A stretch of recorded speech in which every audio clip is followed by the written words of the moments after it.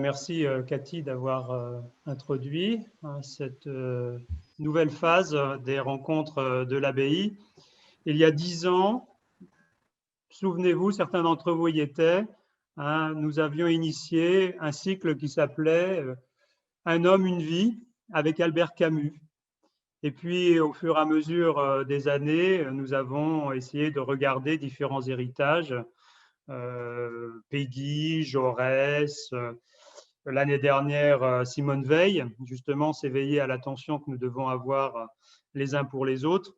Mais là, nous rentrons dans une nouvelle étape et ce n'est pas anodin, effectivement, comme l'a dit Johan, que ça soit la figure d'Hannah Arendt qui nous rassemble pour ces commencements nouveaux. Il y avait eu des moments très intenses et très vifs, par exemple la journée qui avait été consacrée à Teilhard de Chardin. Un certain d'entre vous y était, et je crois que c'est important de le rappeler. Quelqu'un nous avait apporté une lettre de ses mains, une lettre inconnue que personne ne connaissait, où Teilhard de Chardin, qui était aumônier pendant la Première Guerre mondiale, annonçait à quelqu'un, malheureusement, qu'elle avait perdu son mari. Et puis, nous avons eu aussi d'autres rencontres très fortes, très belles. Alors, évidemment, on aurait tous aimé que ce soit dans notre cadre ordinaire de Saint-Jacques, mais ce que nous faisons ici, c'est aussi un acte posé clairement pour faire vivre l'abbaye. Nous sommes sans doute dans une tension sanitaire inédite et je pense que pour beaucoup, la lecture d'Hannah Arendt s'impose. Il faut que nous soyons capables de penser à ce que nous faisons. Et puis aussi, cette lecture, pour moi, je le dirai peut-être après dans la conversation, elle a tout à fait son intérêt parce que l'année dernière, nous avons fêté les 30 ans de la chute du mur de Berlin. Moi qui suis aussi un peu un familier des allers-retours entre la Pologne, aussi la Roumanie, il est important de se dire que penser le totalitarisme, comme l'a fait Hannah Arendt, c'est aujourd'hui particulièrement nécessaire. Alors, je ne voudrais pas être trop long dans la présentation, même si effectivement on peut dire beaucoup de choses sur la vie même d'Hannah Arendt. Évidemment, je ne serai pas exhaustif, je peux vous renvoyer à des biographies qui sont importantes. Je pense notamment, vous la connaissez peut-être, à celle de Julia Kristeva, Le génie féminin. Elle consacre une partie de ses études aussi à Hannah Arendt. Et puis, il y en a bien d'autres, je ne vais pas vous donner toute la liste. Quelques repères simplement pour dresser le fond du décor, si vous voulez. Elle est née en 1906 près de Hanovre. Elle appartient à une famille juive. Son grand-père était importateur de thé. Son père meurt jeune, la même année que son grand-père. Donc Hannah Arendt, et c'est ça ce que souligne Julia Kristeva, elle est sans image masculine dans le cercle proche, dans le cercle familial. Et elle va être élevée un peu par les gens autour d'elle. Et mise en contact aussi, c'est important, même si ce n'est pas déterminant totalement, avec la culture chrétienne. Alors, on voit que c'est une enfant vive, une enfant très gaie, très douée, surtout pour les maths. Elle menace de se faire renvoyer et finalement elle est renvoyée. Donc, elle doit passer son premier examen au lycée en candidate libre. Elle est très intéressée en fait aussi par toute la pensée. Et il y a un philosophe, le philosophe danois Kierkegaard, qui retient son attention, même si elle lui semble difficile de trouver une approche juive à les questions aussi qui la concernent, les questions de la théologie. Et donc, elle va aussi suivre des cours en théologie à Berlin. Mais c'est la philosophie qui retient véritablement son attention la plus grande. Elle va être, ça beaucoup d'entre vous le savent, une élève de Martin Heidegger.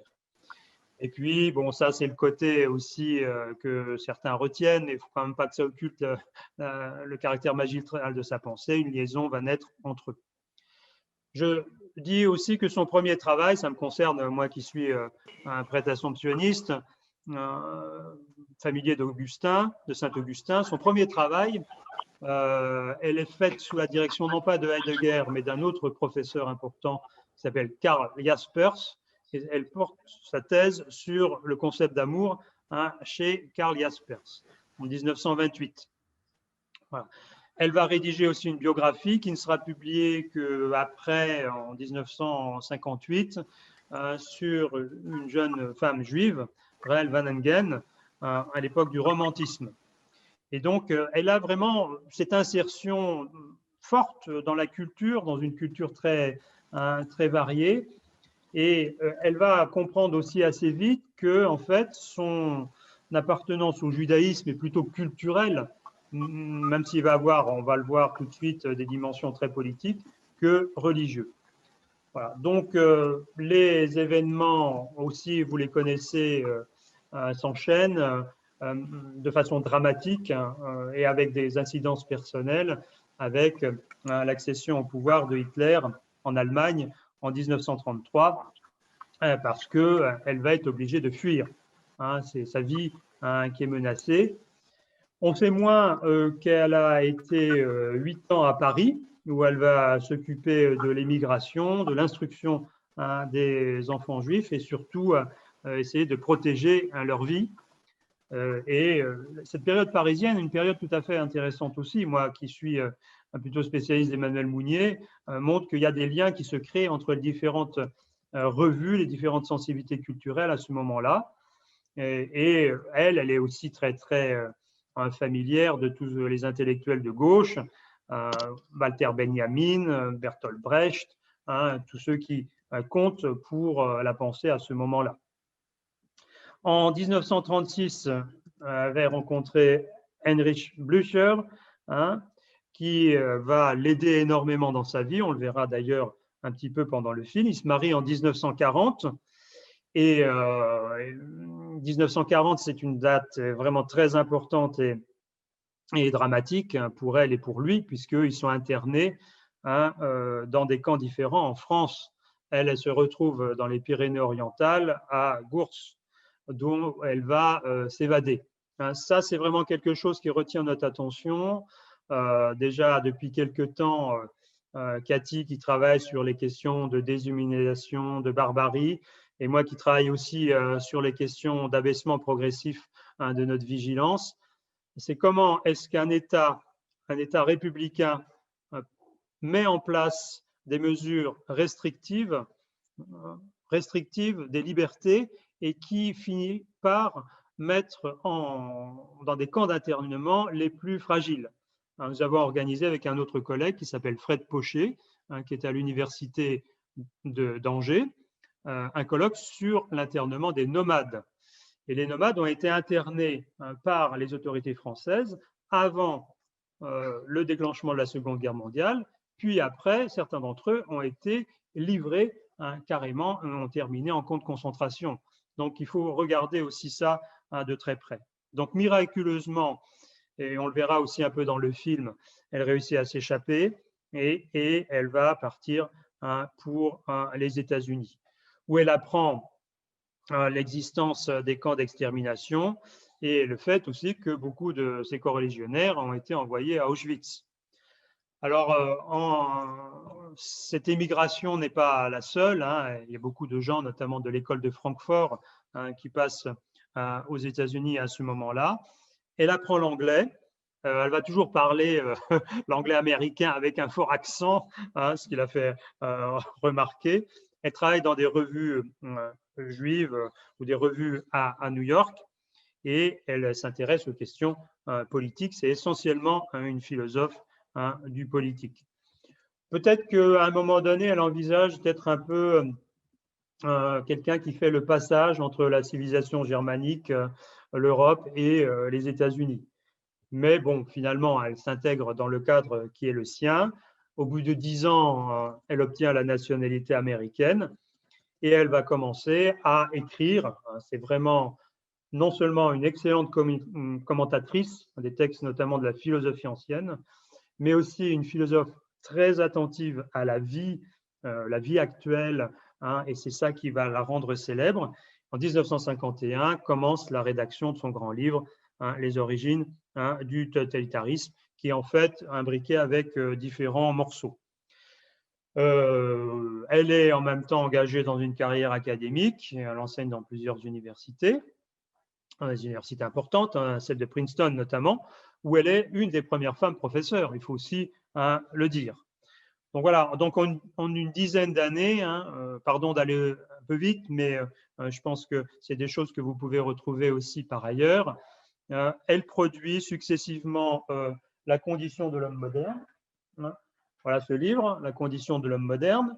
Un essai sur la Révolution, La crise de la culture, dont je vais m'inspirer pour la conférence tout à l'heure, et beaucoup d'autres études. Mais ce qui va la rendre vraiment célèbre, ce qui va la rendre, oui, très connue de beaucoup, c'est sa couverture du procès du nazi Adolf Eichmann, qui avait échappé. Cathy va donner les coordonnées de cette question, qui finit par être condamné par un tribunal israélien à Jérusalem. Donc c'est un reportage, c'est aussi une façon pour elle d'essayer de comprendre ce qui s'est passé, avec des thèses qui seront reprises énormément sur, par exemple, la banalité du mal, dans des thèses qui vont être parfois contestées, qui sont l'objet encore de discussions.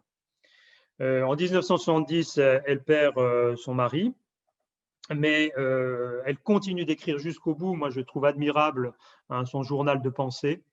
Il faut vous imaginer qu'elle lit les philosophes et elle note au fur et à mesure ce que lui inspire la lecture de ces philosophes. Et on trouve dans son journal de pensée des matériaux admirables pour la philosophie. Une philosophie qui avait été introduite en France beaucoup dans les années 1980, pour donner quelques repères sur le moment où on réfléchit vraiment sur l'essence de la démocratie. Une revue va jouer un rôle conséquent, c'est la revue Esprit, en publiant énormément de textes et puis en donnant des commentaires qui vont être très, très utiles pour comprendre ce qui se passe aussi, me semble-t-il, à la chute du mur de Berlin. Voilà, donc nous ne cessons de découvrir Hannah Arendt. J'ai été formé par un très bon connaisseur à l'Institut catholique de Paris qui s'appelle Hubert Fess.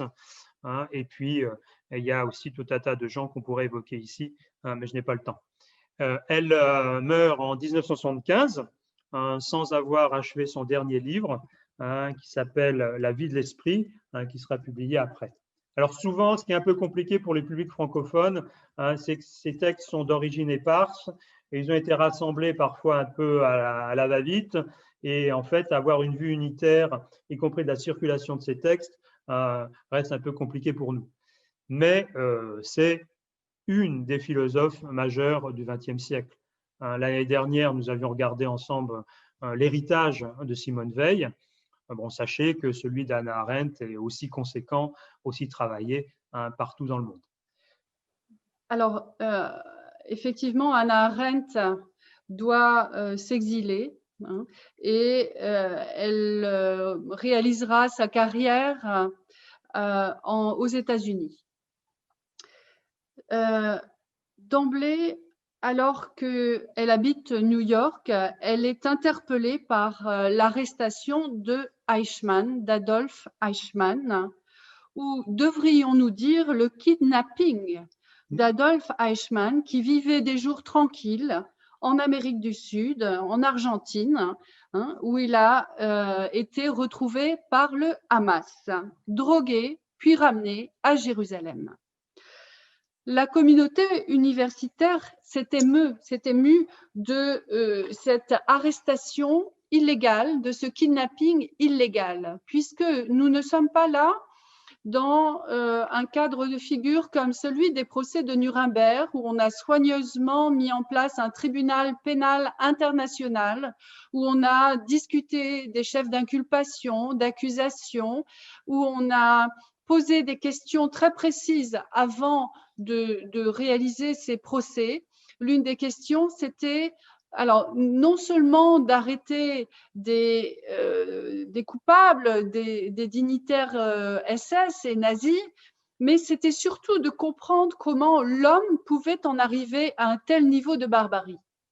Donc, il y a une dimension de réflexion, une dimension de symbolisme, et on n'a pas cherché à arrêter tous les SS et tous les nazis qui étaient coupables de faits. On a voulu que ce soit exemplaire. Donc, seulement une grosse vingtaine d'entre eux ont été stigmatisés. Donc, la communauté universitaire s'indigne, s'émeut. Eichmann est kidnappé, non pas arrêté, soumis au jugement d'un tribunal, mais arrêté par le Hamas. Par le Mossad, pardon, oui.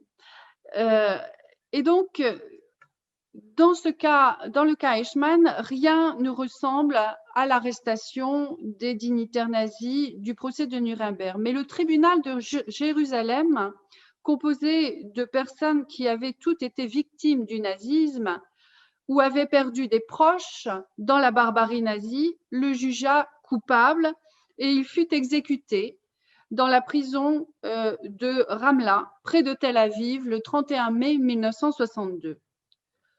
Le procès avait commencé le 11 avril 1961 et Robert Badinter, à l'époque, écrivit quelques lignes avant ce procès dans l'Express. Je vous cite ces lignes.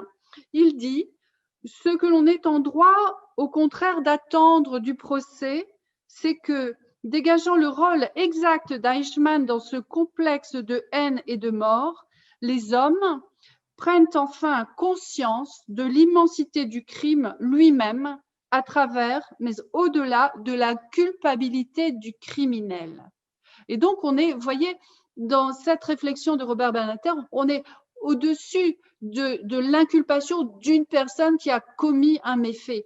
On se demande aussi comment il est possible d'en arriver à ce niveau de barbarie. Hannah Arendt considéra le procès avec distance. Bien que d'origine juive, elle ne prend pas systématiquement parti pour le camp de Jérusalem et elle reste critique, ce que l'on attend d'un philosophe, d'un ou d'une philosophe ou d'un journaliste. En témoigne une remarque qu'elle fait. Donc, ce procès a été, sa couverture du procès a été publiée dans un ouvrage qui s'intitule Eichmann à Jérusalem. Voici ce qu'elle dit. Donc, elle décrit la salle d'audience. Juste en dessous des magistrats se trouvent les traducteurs, dont les services sont requis pour les échanges directs entre l'accusé ou son avocat et la cour. Pour le reste, la partie accusée, ne parlant que l'allemand, suit les débats en hébreu, comme presque tout le monde dans la salle. Mais les gens qui sont dans la salle comprennent. L'accusé ne comprend pas. Donc, il y a une traduction, donc au moyen d'une traduction simultanée. Cette traduction est excellente pour le français, supportable pour l'anglais. La traduction en allemand est souvent incompréhensible.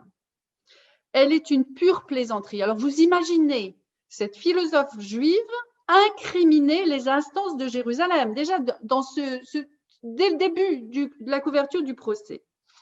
Entre parenthèses, vu la scrupuleuse impartialité avec laquelle fut mise au point l'aménagement technique du procès, le fait que le nouvel État d'Israël, avec sa forte proportion de citoyens d'origine allemande, ait été incapable de fournir un traducteur adéquat dans la seule langue comprise par l'accusé et son avocat est un petit mystère. Alors là, je ne vous dis pas la réaction des autorités juives. Elle s'étonne aussi d'emblée, dès le début de cette couverture, de son livre, qui a été publié au New York Times, elle dit « La justice exige que l'accusé soit poursuivi, défendu et jugé, et qu'on laisse en suspens toutes les autres questions, dussent-elles paraître plus importantes. Comment cela a-t-il pu arriver? Pourquoi cela est-il arrivé? Pourquoi les Juifs? Pourquoi un génocide juif? Pourquoi les Allemands? Pourquoi est-ce que les SS se sont manifestés en Allemagne? Quel fut le rôle des autres pays? Dans quelle mesure les Alliés étaient-ils co-responsables? Comment les Juifs ont-ils pu coopérer? Alors ça n'appelait pas non plus, vous imaginez bien, par l'intermédiaire de leurs propres dirigeants, à leur propre anéantissement. Pourquoi sont-ils allés à la mort comme des moutons à l'abattoir? Bon, ça ne passera absolument pas. Imaginez la réaction de tous les Juifs qui connaissaient Hannah Arendt lorsqu'ils lurent ces questions. Ce fut un véritable cataclysme, ce qui est très bien représenté dans le film de Margareta von Trotta, que je vous invite à regarder entièrement ou regarder un petit passage. Hannah Arendt a reçu un accueil très mitigé au sein de la communauté juive et pour cause. Elle a même été intimidée par le Mossad alors qu'elle était à Jérusalem, ce qui est également représenté dans le film. Tous les détails y sont. Dans l'ouvrage qu'elle rédige, donc, et qui devait être une couverture médiatique pour le New York Times, qui se fait attendre parce qu'elle a besoin de temps pour suivre le procès, et puis ensuite elle va travailler sur les minutes du procès, elle commence à décrire longuement Eichmann. Alors là, on pourrait s'attendre, qu'est-ce que tout un peuple qui a été martyrisé peut attendre de leur représentante, de celle qui est peut-être leur représentante au niveau intellectuel, c'est qu'elle décrive la sauvagerie d'un homme, c'est ça qu'ils veulent entendre. Et ce n'est pas ça du tout qu'ils entendent. Elle souligne, le procès est celui de ses actes et non des souffrances des Juifs. Il n'est pas celui du peuple allemand ou de l'humanité, pas même celui de l'antisémitisme et du racisme. Et la conclusion qu'elle tire de ce procès est très grave. Elle dit, en résumé, le tribunal de Jérusalem a échoué dans la mesure où il ne s'est pas attaqué à 3 questions fondamentales, pourtant bien connues et largement discutées depuis Nuremberg. Premièrement, le problème de l'affaiblissement de la justice lorsqu'elle est rendue par un tribunal des vainqueurs. Deuxièmement, une définition valide du crime contre l'humanité. Et troisièmement, la reconnaissance sans équivoque du criminel de nouveau type qui commet ce crime. À propos de Eichmann, la conclusion qu'elle tire ne manque pas à nouveau de susciter les pires réactions dans le monde juif. Voici ce qu'elle dit. L'ennui avec Eichmann, c'est précisément qu'il y en avait beaucoup qui lui ressemblaient et qui n'étaient ni pervers, ni sadiques, qui étaient et sont encore terriblement et effroyablement normaux. Eichmann était un homme normal, un homme ordinaire. Du point de vue de nos institutions et de nos critères moraux de jugement, cette normalité était beaucoup plus terrifiante que toutes les atrocités réunies, car elle supposait, les accusés et leurs avocats le répètent 1000 fois à Nuremberg, que ce nouveau type de criminel, tout hosti humani generis qu'il soit, commet des crimes dans des circonstances telles qu'il lui est, pour ainsi dire, impossible de savoir ou de sentir qu'il fait le mal. Alors ça ne passe absolument pas du tout. Pas du tout. La célèbre thèse de la banalité du mal est née. C'est-à-dire que les bourreaux sont des hommes ordinaires. Pour Hannah Arendt, Eichmann n'était pas un tordu, ce n'était pas un sadique, ce n'était pas un homme plus cruel que d'autres, c'était un homme ordinaire et il y avait beaucoup d'hommes comme lui. Qu'est-ce qu'elle veut dire par là? C'est que nous tous, nous aurions pu être Eichmann. Alors, on peut se dire ça aujourd'hui, quand on travaille sur la barbarie, on dit que l'homme a en lui la barbarie, c'est une donnée anthropologique. Mais imaginez dire à des déportés hein, qui ne sont pas forcément juifs, ou à des juifs qui ont vu leur famille exterminée à Auschwitz, qu'ils partagent la même humanité qu'un Eichmann. C'est absolument inaudible. Et donc, elle fera scandale. Avant de nous pencher plus précisément sur le personnage de Eichmann, je souhaiterais citer le chef d'accusation du tribunal, que souligne Hannah Arendt en citant ce tribunal. Et puisque vous avez soutenu et exécuté une politique qui consistait à refuser de partager la terre avec le peuple juif et les peuples d'un certain nombre d'autres nations, comme si vous et vos supérieurs aviez le droit de décider qui doit et ne doit pas habiter ce monde, nous estimons, donc c'est le président du tribunal qui s'adresse à Eichmann, nous estimons que on ne peut attendre de personne, c'est-à-dire d'aucun membre de l'espèce humaine, qu'il veuille partager la terre avec vous. C'est pour cette raison, et pour cette raison seule, que vous devez être pendu. Donc, c'est pour ce crime contre l'humanité, donc ça c'est un concept qui est né avec Lemkin pour le tribunal pénal de Nuremberg en 1946, on ne savait pas quel chef d'inculpation utiliser. Cela dit, Hannah Arendt reprend ce terme et l'analyse. Pour elle, faire preuve d'humanité, c'est faire preuve de gentillesse. Donc, crime contre l'humanité, pour elle, ça ne va pas très bien. Elle dit « J'ai déjà donné la définition de la charte de Nuremberg, selon laquelle les crimes contre l'humanité sont des actes inhumains, qu'on a traduit en allemand par « Verbrechen gegen die Menschlichkeit », comme si les nazis avaient seulement manqué de gentillesse humaine. Donc pour elle, ça ne suffit pas. Ce chef d'inculpation ne suffit pas, ne couvre pas l'horreur qui s'est glissée dans ces crimes. Ce qui est assurément, dit-elle, l'euphémisme du siècle.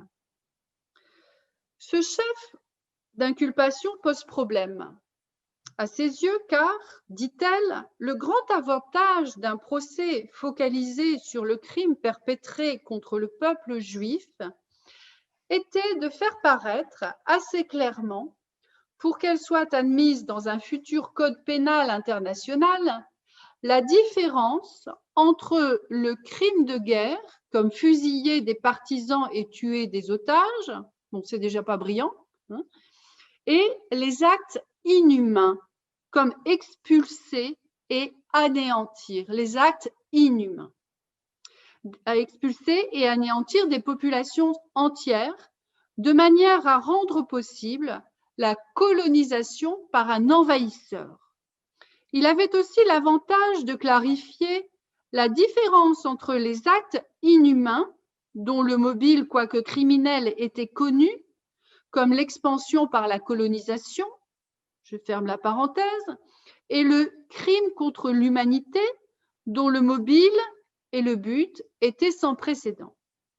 Mais à aucun moment du procès et nulle part, dans le jugement, le tribunal de Jérusalem n'a mentionné ne serait-ce que la possibilité que l'extermination de groupes ethniques entiers, juifs, polonais ou tziganes, soit davantage qu'un crime contre le peuple juif, le peuple polonais ou le peuple tzigane, et que l'ordre international de l'humanité tout entière en soit gravement atteint et menacé. Bon, donc ce qu'elle dénonce, c'est le manque de hauteur. C'est le fait qu'on a un homme, on va condamner un homme qui se trouve derrière une cage de verre et qui n'a rien, apparemment, d'un bourreau, de quelqu'un de cruel. Et dans le film, on la voit faire cette remarque, hein, il a même un rhume. C'est dire comme il nous ressemble. Il a même un rhume. Bon. Alors, qui est donc cet Adolf Eichmann, c'est l'homme, alors on le décrit comme l'homme médiocre, hein, un petit peu comme le Joseph K. de la métamorphose de Kafka. Et Kafka était vraiment visionnaire, hein, dans ses œuvres. Kafka décrit la bureaucratie, le fonctionnaire parfait. Et c'est ce que fut Adolf Eichmann. Il a très bien réalisé ses tâches, il a très bien obéi. Et il va le dire. Il obéit parfaitement aux ordres. Et donc, cette question de l'obéissance, elle va être reprise aussi par quelqu'un comme Stanley Milgram aux États-Unis. Comment toute une nation peut obéir à des ordres inhumains? On a refait cette expérience de l'obéissance il y a quelques années et on s'est rendu compte que 80% de personnes actionnent la décharge électrique qui va donner la mort dans certaines conditions.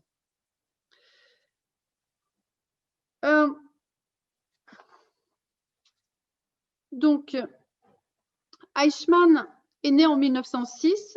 C'est un élève médiocre qui quittera l'école sans diplôme. En 1923, il commence à travailler dans la compagnie minière de son père. De 25 à 27, il est vendeur dans une compagnie d'électricité. C'est vraiment le Joseph K. de Kafka. Puis devient agent de la Standard Oil Company, où il est licencié en 1932. Bon. En 1932, et ça c'est intéressant, il rejoint une organisation franc-maçonne, la Schlarophia, où l'on prône l'humour, la solidarité et les belles valeurs. Et alors, c'est intéressant parce qu'à ce moment-là de sa vie, on peut se dire que, il a rejoint un groupement qui pourrait l'aider à trouver du travail, à changer son existence. Mais la même année, son père, le contraint à rejoindre le parti nazi autrichien qui lui demandera de quitter la franc-maçonnerie. Et on va même lui demander de faire un musée nazi de la franc-maçonnerie. Vous vous rendez compte un petit peu la manière dont il se trahit lui-même. Voilà donc ce parcours de Eichmann. Il entre donc au parti nazi autrichien. C'est une personnalité avec une intelligence qu'on a qualifiée de très moyenne. Pourtant, dans ses répliques au procès, on n'a pas tout à fait l'impression de cette médiocrité. Donc, il va franchir les grades d'officier nazi. En 1938, il est envoyé en Autriche pour organiser les forces de sécurité SS à Vienne et l'expulsion des Juifs d'Autriche. Et il est promu Obersturmführer. Alors, il a plein de grades comme ça, Hauptscharführer, Untersturmführer. Et tout ça, ça va donner une certaine importance à cet homme. En 1942, il coordonne les déportations des Juifs vers les camps d'extermination. Il a désormais mis le pied dans l'étrier de la criminalité contre l'humanité. Et l'un des traits les plus ahurissants de sa pensée est sa logique implacable, vraiment implacable.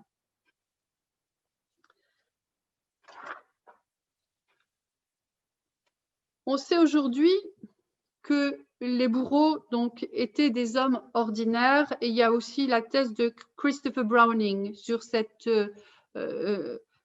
idée, qui est un Américain, un professeur américain et qui écrira Ordinary Men. Il parlera du 101e bataillon d'Auschwitz. Dire, comme il le fait, qu'il ne pouvait échapper à sa tâche est faux. Et donc, ça, c'est Erwin Rommel qui le dit. Oui, vous pouvez enregistrer, pas de souci. Donc, Erwin Rommel dira, et c'est un témoignage de nazi, qu'on pouvait échapper à sa tâche. Et il dira de Eichmann, cet homme n'a aucune éthique, même sous une dictature. Il est très facile de ne pas exécuter de tels ordres. Et alors ça, c'est quelque chose que Goldhagen va reprendre. Il a fait témoigner des SS et qui disait, il rapporte l'histoire d'un homme qui rentre chez lui après avoir exécuté des hommes et le dit à sa femme. Et sa femme lui dit, mais écoute, mon chéri, j'ai vraiment peur pour ton âme. Tu peux pas faire autre chose? Et le lendemain, il repart au camp d'Auschwitz et puis il demande à son chef de changer de poste et on le change de poste. Voilà. C'est ça la banalité. C'est horrible, cette banalité. Hein. Et donc, dans l'interrogation qui lui est faite, Eichmann doit répondre de ses actes auprès du procureur. Et le procureur lui demande, avez-vous vu Höss, donc exécuter des hommes à Auschwitz? Le considériez-vous à cette époque comme un assassin? Donc, il veut essayer de savoir ce qu'il en est du jugement de Eichmann. Et Eichmann lui répond, je lui ai dit que l'on lui avait ordonné ce que l'on lui avait ordonné de faire, je ne pourrais jamais le faire, moi. Le procureur se met en colère. Ce n'est pas ma question. Ma question est de savoir si, selon votre conscience, vous le considériez comme un assassin. Bon, et donc le procureur insiste. Finalement, voici ce que dit Eichmann. C'est une question qui me touche de manière très personnelle. Et si je n'en ai pas fait mention jusqu'ici, je n'en ai pas davantage l'intention de le faire aujourd'hui. Parce que ce que me dicte ma conscience, je dois le garder pour moi. C'est là que se situe le monde intérieur de Eichmann. Et cela aurait été intéressant de creuser dans cette direction. Et il ajoute, ce n'est pas mon rôle de juger le comportement d'une personne qui aurait reçu un tel ordre, car ces questions répondent de régions où l'homme doit lui-même en découdre avec lui-même. Donc, ce n'est pas mon rôle de juger le comportement d'une personne qui aurait reçu un tel ordre, car ces questions dépendent des régions où l'homme doit en découdre avec lui-même. Et je trouve cette réponse vraiment très importante, parce que cette réponse nous indique qu'il avait tout de même conscience de ce qu'il faisait. Et ça, sur la conscience des bourreaux, il y a quelqu'un qui a vraiment très, très bien travaillé, c'est Françoise Sironi, dans la facture des bourreaux. Françoise Sironi a été experte pour le tribunal pénal international de La Haye pour faire l'expertise de Dutch et des Khmers rouges au Cambodge. Voilà, donc c'est cette thèse de la banalité du mal qui va rendre célèbre Hannah Arendt et qui pose tout de même vraiment beaucoup de questions parce qu'effectivement, Eichmann, c'est un homme comme tout le monde et la question, c'est peut-être de se demander comment on en arrive à construire des bourreaux. Je vous remercie de votre attention. On va faire une petite séquence pour illustrer le propos de Cathy en vous montrant un extrait du film dont elle a parlé. C'est donc ce film qui est vraiment très, très, très bien fait et qui nous donne aussi des clés pour comprendre le comportement d'Hannah Arendt, le film de Margaret von Trotta. Je l'ai lu d'un bout à l'autre, madame la professeure. Il le ramène à Jérusalem pour le traduire en justice. Évidemment, sinon pourquoi est-ce que le Mossad l'aurait kidnappé? Et tu trouves qu'ils ont raison? Oui. Ils auraient beaucoup mieux fait de le descendre directement dans les rues de Buenos Aires au lieu de l'enlever. Oui, mais s'il l'avait fait, Tu as oublié de m'embrasser. Bonjour. Finalement, l'enquête a révélé que l'évacuation d'Allemagne vers l'Amérique du Sud a pu avoir lieu après la délivrance par la Croix-Rouge d'un passeport que le Vatican lui a permis. Qu'est-ce qu'il raconte? Le pape n'aurait jamais aidé à sauver. Un nazi, non, c'est sûr, mais un bon catholique, pourquoi pas? Dieu n'a pas voulu qu'il s'en sorte comme ça. Dieu, non. Les Allemands, c'est autre chose. Tu verras, en aucun cas, ils ne feront une demande d'extradition. L'ex-officier SS s'est enfui en empruntant un réseau que nos services d'espionnage connaissent et qui s'appelle le Ratline. Eichmann a obtenu sa fausse identité et son passeport à Gênes. Il est monté à bord d'un cargo italien en partance pour Buenos Aires. Ainsi, vous comprendrez peut-être quelle raison j'ai de vouloir assister au procès d'Eichmann. J'ai quitté l'Allemagne en 1933, j'ai raté les procès de Nuremberg et jamais je n'ai vu un nazi. Non, attends. Et jamais je n'ai vu aucune de ces personnes en chair et en os. En chair et en os. Oui, je crois que c'est mieux. Moi aussi.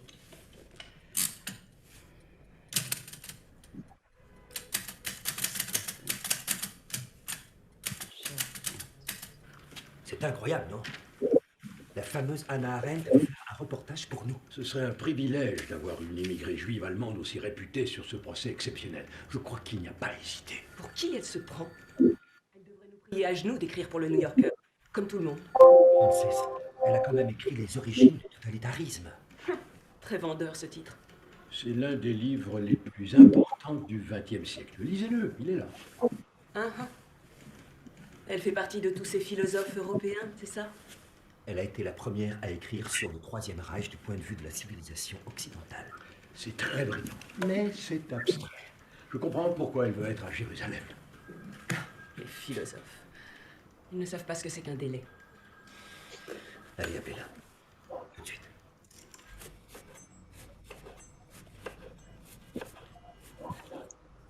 Tu es sûr que tu veux t'infliger ça? Quand nous entendions ces nouvelles épouvantables d'Europe, est-ce que tu te souviens à quel point nous étions choqués? À quel point tu étais horrifié? Je me le pardonnerai jamais si je rate cette occasion d'assister au procès.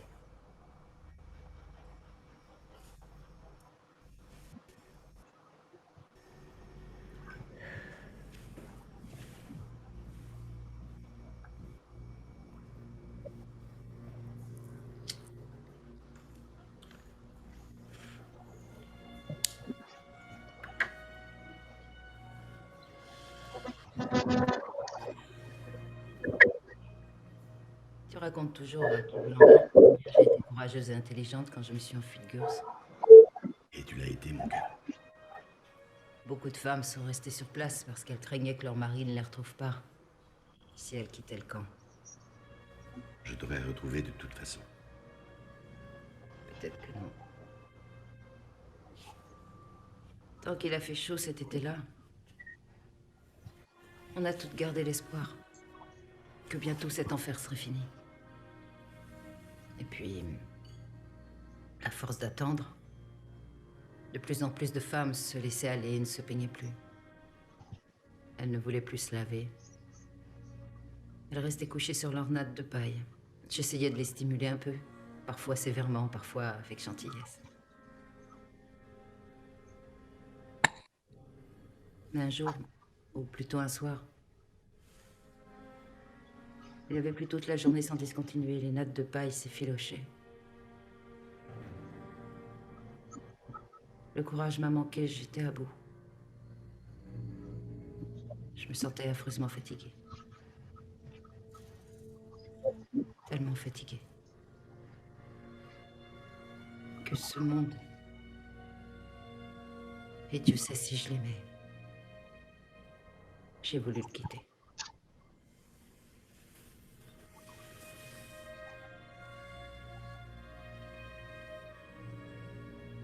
Et à ce moment-là, je t'ai imaginé de me chercher partout et de me trouver.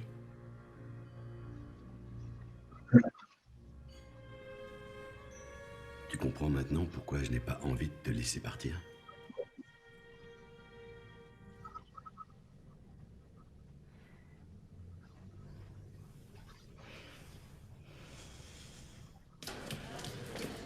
Sumis congratulationibus. Anna, félicitations. Tu as juste demandé et ils ont répondu oui. Ils ont répondu oui, aussi simple que ça. Pour un génie comme toi, évidemment, tout est simple. Oh, tu ne crois pas que tu en fais un peu trop? J'espère que vous continuerez à donner vos cours. Vous serez tous chez moi ce soir quand toute la tribu sera réunie. Tu sais, je dois avouer que j'appréhende un peu ce voyage. J'aimerais beaucoup t'accompagner. Oh, j'adorerais que tu viennes, ça me rassurerait. On verra quand on aura les résultats. Chercher du feu à la nôtre. Ah oui, mais enfin... Merci. Je vous en prie. C'est vrai que moi, je ne voudrais pas anticiper.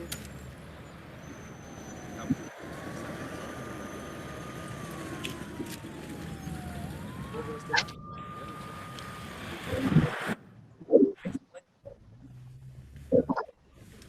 Nixon est d'ordinaire aussi buté qu'un bulldog, mais là on ne l'entend pas, on dirait un élève timoré qui est en manque d'affection. Il en a sollicité l'assentiment de Kennedy.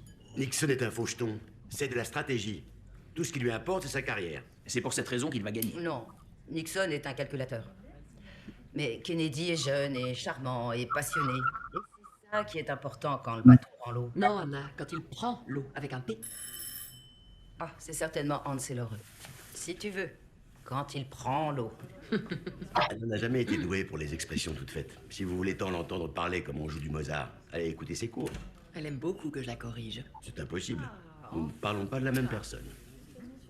Le train avait un peu de retard. Oui, bien sûr. On est désolés. Ils sont déjà tous là? On connaît tous cette excuse. Entrez, oui, tout le monde est déjà là. Viens par ici.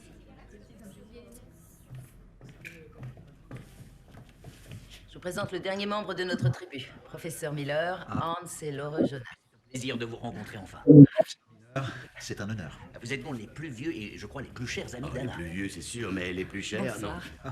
Heinrich est beaucoup plus vieux que moi. Et beaucoup plus beau. Bonsoir. Est-ce que vous êtes connu en Allemagne? Thomas, j'ai dit vieux amis en Europe, ça veut dire qu'on se connaît depuis plus de 10 minutes, c'est tout.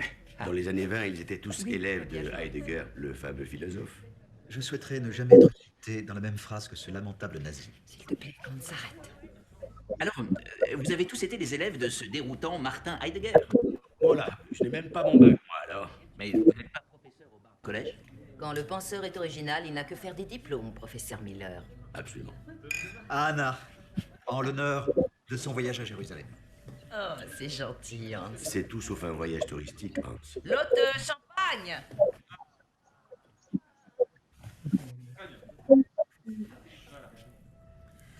Je suis très honoré qu'une collègue de mon université ait cette formidable occasion de devenir un témoin oculaire de l'histoire. Oh, c'est gentil. Oui, c'est vrai. Merci. C'est simplement formidable, Anna, que toi, que l'un d'entre nous tous puisse assister à ce grand procès. Ce n'est pas un grand procès, c'est un procès illégal. L'enlèvement commis par ces crétins du Mossad est un acte illégal. Israël a d'évidence le droit sacré de juger un nazi pour ses crimes contre le peuple juif. Le droit sacré? Oh, mais Hans, t'es devenu complètement méchugué ou quoi? Mais c'est là que se sont réfugiés la plupart des survivants. Exactement. Et les survivants veulent se confronter à ce criminel, ils veulent se retrouver face à lui. Se retrouver face à moi. Et ils vont tous défiler devant le tribunal. Ils seront cités comme témoins, en effet. Mais alors, ça va durer pendant des années. Ce procès durera... Fiction, cette fumée. Vous comprenez de quoi ils débattent? Je croyais que vous maîtrisiez parfaitement leur jargon. Vous ne les trouvez pas agressifs? Moi, je ne comprends pas ce qui se passe.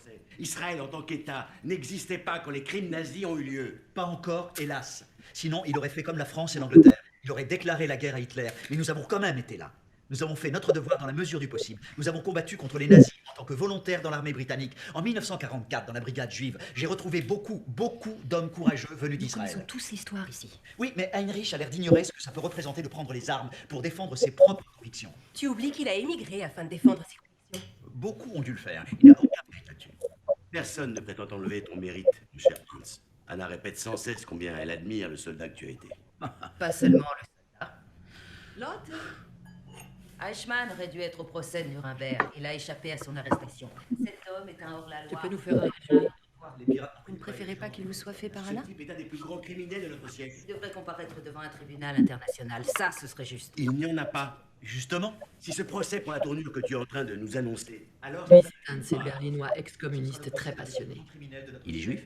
Non, mais il a suivi Rosa Luxembourg jusqu'à la fin. Évidemment, c'est beaucoup mieux qu'un diplôme universitaire.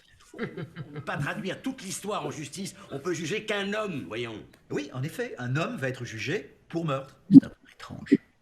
Oui, pour meurtre. Ils sont fantastiques. C'est le couple marié le plus heureux du monde. Encore que tu as le prouver. Vous avez tous raison, je tenais à vous le dire. Essayons de changer de sujet, je vous en prie. Désolé, Marie. Bonne nuit, dormez bien. À bientôt. Au revoir, Charlotte. Au revoir. J'ai passé une bonne soirée, Anna, je te remercie. À bientôt. Nous avons été un peu virulents avec Hans. Je récupère son manteau. Je voudrais pas qu'on rate le Ça à dernier. chaque fois. Oui, Sinon, c'est on a vrai. toujours un canapé. Non, sur le Merci campus. beaucoup. Oh, je suis ravie que vous soyez Je vous venu, remercie. Thomas. Au revoir. Bonsoir. Au revoir, professeur. Hans. Alors, à Merci bientôt. beaucoup. J'espère que vous allez pouvoir rentrer sans professeur. problème après cet orage affreux. Soyez prudents.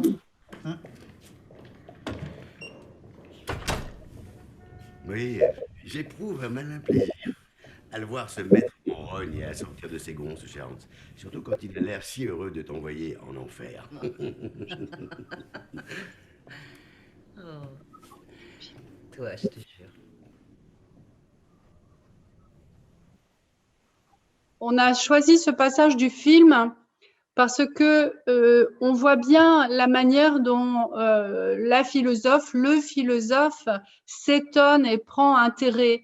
Et puis, vous voyez aussi, alors ça, c'est un peu le monde universitaire de l'époque, tout le monde se reçoit et les profs font salon chez eux et on discute philosophie, on discute de la matière.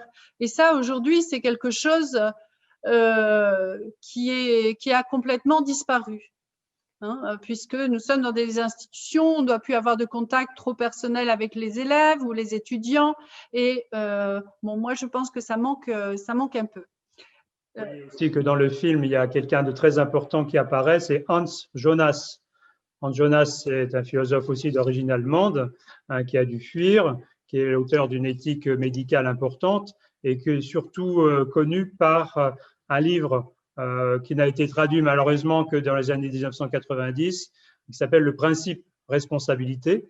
Et il y a vraiment aussi à chercher du côté de ce qu'il appelle, lui, le souci des générations futures.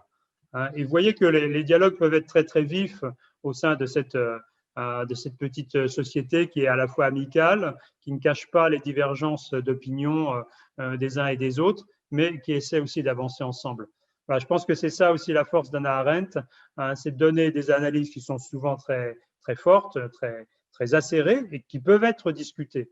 Voilà, mais qui permet aussi de créer des actes de pensée, puisque vraiment, le souci d'Hannah Arendt, je l'ai dit d'entrée de jeu, c'est penser ce que nous faisons, et je crois que c'est vraiment une leçon pour aujourd'hui. On essaiera de le montrer aussi tout à l'heure avec la question de la liberté. C'est vraiment une philosophe qui traverse les grandes questions de la philosophie, la liberté, l'autorité, la vérité, l'éducation. Il y a vraiment beaucoup de thèmes qui aujourd'hui sont très travaillés chez elle. Donc, nous reprenons et c'est maintenant Jean-François Petit qui va prendre la parole avec un exposé dont le titre est « Qu'est-ce que la liberté pour Hannah Arendt ?» Donc, Jean-François, tu vas nous parler de la conception de Hannah Arendt de la liberté. Merci beaucoup. Alors, je profite d'avoir la parole pour vous dire que nous enregistrons cette conférence de manière à ce qu'elle puisse être disponible. Voilà, merci à tous. Donc, tous les micros sont coupés de manière à ce que vous entendiez bien. Oui, alors, voilà, donc je donne la parole à Jean-François Petit. Voilà, ben moi, ce dont j'aimerais vous parler, c'est une question qui est vraiment fondamentale pour moi, mais aussi, je pense, pour vous, surtout dans cette situation de confinement qui est la nôtre, où nous sommes sans doute séparés les uns des autres, mais nous essayons de rester aussi solidaires. Je suis intervenu plusieurs fois là-dessus, séparés mais solidaires. Et bon, la question qui est la question de fond, c'est la question de la liberté aujourd'hui. Qu'est-ce que c'est que la liberté? Et je pense que nous avons à reprendre aussi un peu une réflexion de fond sur le sujet. Donc, je vais tout simplement m'inspirer d'un texte d'Hannah Arendt que vous trouvez dans ce recueil, La crise de la culture. Je vous l'ai dit, Hannah Arendt s'interroge sur l'autorité, sur le sens de l'éducation, sur la culture, sur la vérité en politique. Donc, après un exposé qui est plus contextuel, lié à cette appréhension de la barbarie sur lequel nous pourrons revenir. Cathy est une spécialiste de la déshumanisation. Moi qui m'intéresse aussi à la philosophie générale, je voudrais traiter avec vous de cette question de la liberté. Voilà, donc la liberté, pour beaucoup d'entre nous, aujourd'hui, c'est un problème quasi insoluble. En tout cas, c'est une question difficile. On ne sait plus très bien quand est-ce qu'on est libre ou quand on ne l'est pas, surtout dans des périodes de restriction des libertés publiques. est dans un état d'urgence, un état d'urgence sanitaire. Je voudrais qu'on reprenne les choses sur le fond, parce que Hannah Arendt nous aide aussi à voir quelques pistes de l'évolution même, non seulement de la conception de la liberté, mais aussi de ce qui se joue dans la liberté, notre propre liberté intérieure. Alors, pourquoi est-ce qu'elle dit d'abord que c'est un problème quasi insoluble? Eh bien parce que Hannah Arendt situe cette question de la liberté entre deux niveaux. Le niveau intérieur qui est celui de la conscience, qui engendre une responsabilité, la responsabilité personnelle, on l'a vu déjà à travers l'exposé de Cathy Leblanc sur la question de la responsabilité du bourreau. Bon. Et deuxième niveau, le niveau de l'expérience du monde, qui est lié là à la causalité, c'est-à-dire si nous sommes le jouet de différents déterminismes, si nous sommes le jouet d'un certain nombre d'influences, qu'en est-il de notre liberté? Bon.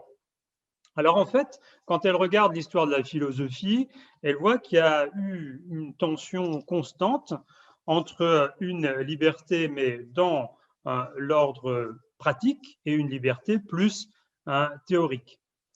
Et si nous accentuons trop l'idée de causalité, alors effectivement, nous sommes tous prisonniers de nos déterminismes et à la limite, il n'y a plus de liberté. La disparition, la liberté est quasi faite. En fait, elle va essayer de voir qu'un raisonnement subtil se mit en place et que ce qui enchaîne ou qui empêche l'exercice de notre liberté doit être analysé finement. Alors, elle, qui est une bonne spécialiste de la philosophie grecque, c'est une fille de Thrace, essaie de voir aussi ce qui se joue, y compris dans la relation avec le christianisme, ce qui est intéressant évidemment aussi. Elle va voir qu'il y a une tension entre ce qui peut être pensé comme libre et l'effectivité de cette liberté. La liberté peut être dissoute, d'une part par des motivations internes, nous nous empêchons nous-mêmes d'aller jusqu'au bout de ce que nous aimerions faire, et d'autre part, ce qui est régi par le monde extérieur, des restrictions aux libertés publiques. Je donnais cet exemple-là. Alors, dans les différents protagonistes, elle va montrer que quelqu'un qui a essayé de le penser au niveau de l'histoire de la philosophie, c'est Kant. Alors Kant, le grand philosophe des Lumières, XVIIIe siècle, montre qu'il y a une raison théorique et une raison pratique. Il y a ce qui est de l'ordre de la composition et la compréhension même de cette raison théorique, et puis il y a la liberté pratique qui donne, si vous voulez, une effectivité à la liberté. Donc ce n'est pas simplement ce qui nous viendrait de la conscience intérieure, d'une loi morale, c'est aussi ce qui se joue dans l'ordinaire, dans le quotidien même de nos vies. Mais Hannah Arendt trouve que cette solution proposée, en tout cas par Kant, n'est pas des plus adéquates, parce qu'elle ne règle pas tous les problèmes qui sont liés à la liberté. Elle ne règle pas notamment le problème de la suppression de la liberté dans la pensée, parce que aussi la volonté qui commande et la liberté qui apparaît, dans certains cas, elles sont contradictoires. Donc, s'il y a bien un domaine dans lequel il faut être vigilant, et c'est là une des leçons importantes de ce texte, qui est à mon avis aussi valable pour aujourd'hui, c'est que la liberté, et c'est là la thèse essentielle d'Hannah Arendt, elle est d'abord d'essence politique. Pour elle, liberté et politique sont intimement liés. Pourquoi? Parce que la liberté, elle est indispensable à l'organisation de la cité. C'est d'abord au sein de la cité, c'est-à-dire de la vie commune politique, qu'elle doit s'exercer.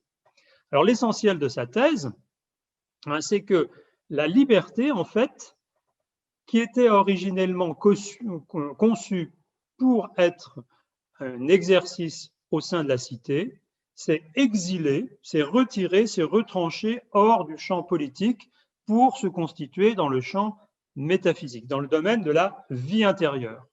Et nous ne sommes même plus conscients de cette inversion, de cette transformation profonde qui nous affecte sans que nous ayons l'occasion de le penser.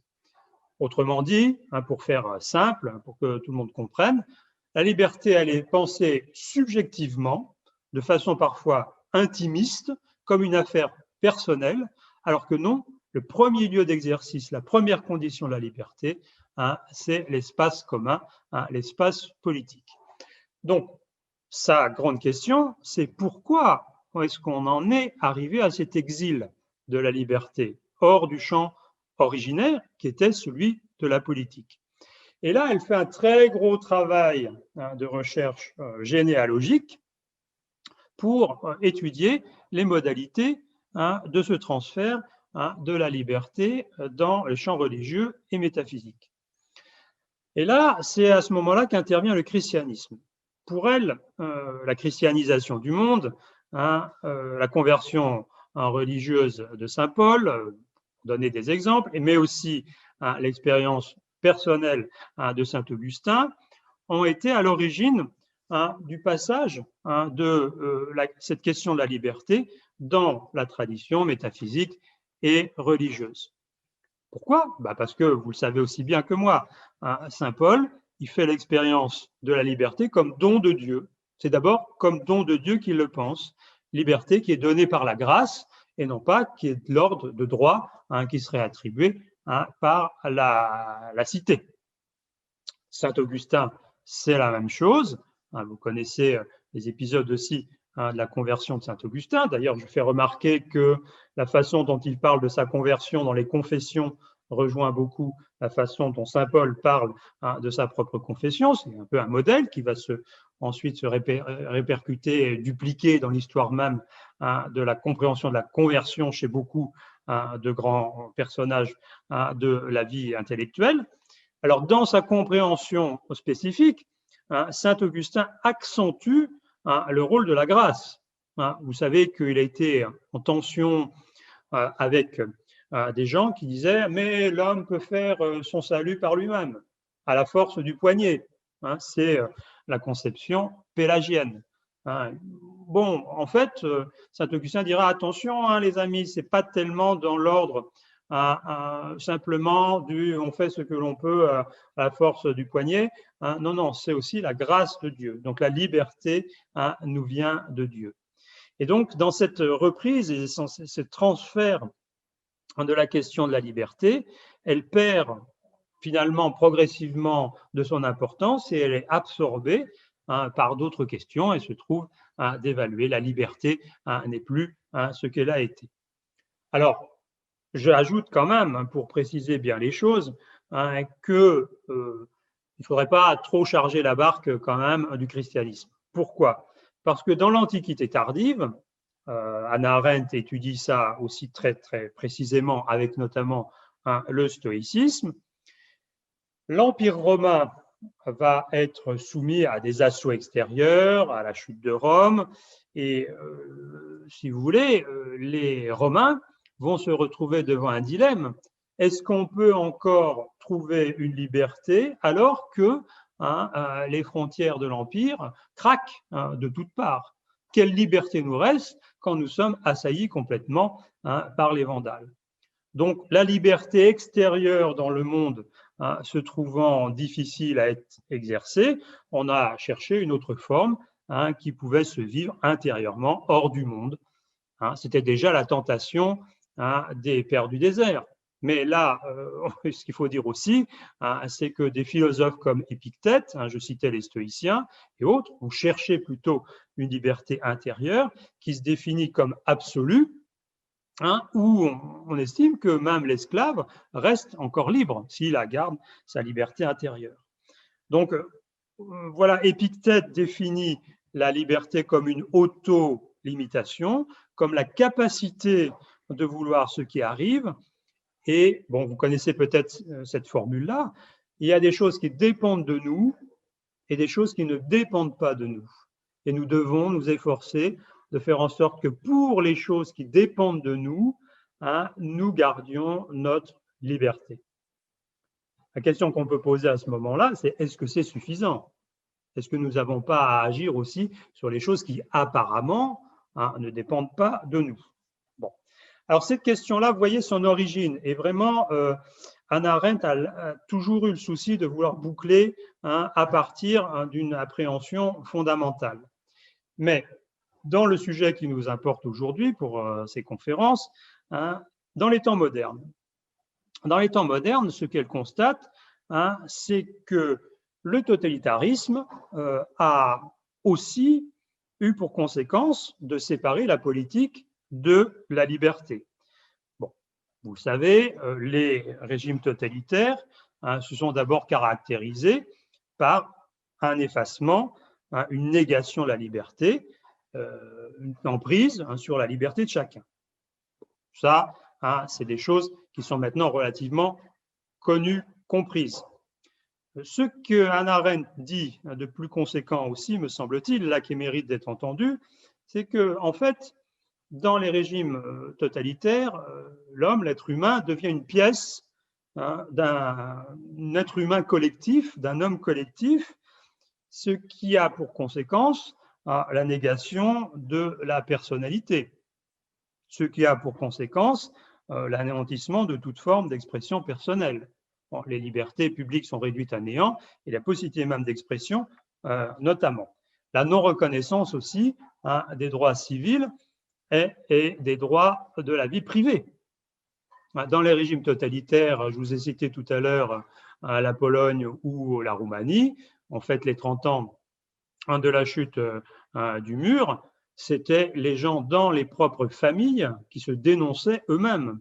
La délation était un système organisé et plus on dénonçait les personnes, ses voisins, mais les gens de sa propre famille, plus on pouvait prétendre à un certain nombre d'avantages, d'abord des avantages mineurs et puis ensuite, si on rentrait dans le système du parti-État, alors là, accéder progressivement à des niveaux de responsabilité. Donc ce régime était un régime qui était totalement schizophrène, puisque dans le discours public, le régime totalitaire annonçait l'égalité pour tous, etc. Mais en fait, on le sait très bien, les privilèges étaient nombreux, on pouvait attendre un logement pendant 25 ans ou l'avoir tout de suite. Bon, vous voyez, donc c'est ça aussi que Hannah Arendt pointe bien. Le danger totalitaire est toujours renaissant.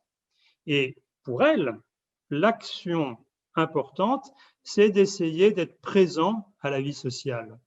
À la vie sociale et à la vie politique sous toutes ses formes. Je ne parle pas ici de la politique des partis et de l'adhésion à une quelconque obédience.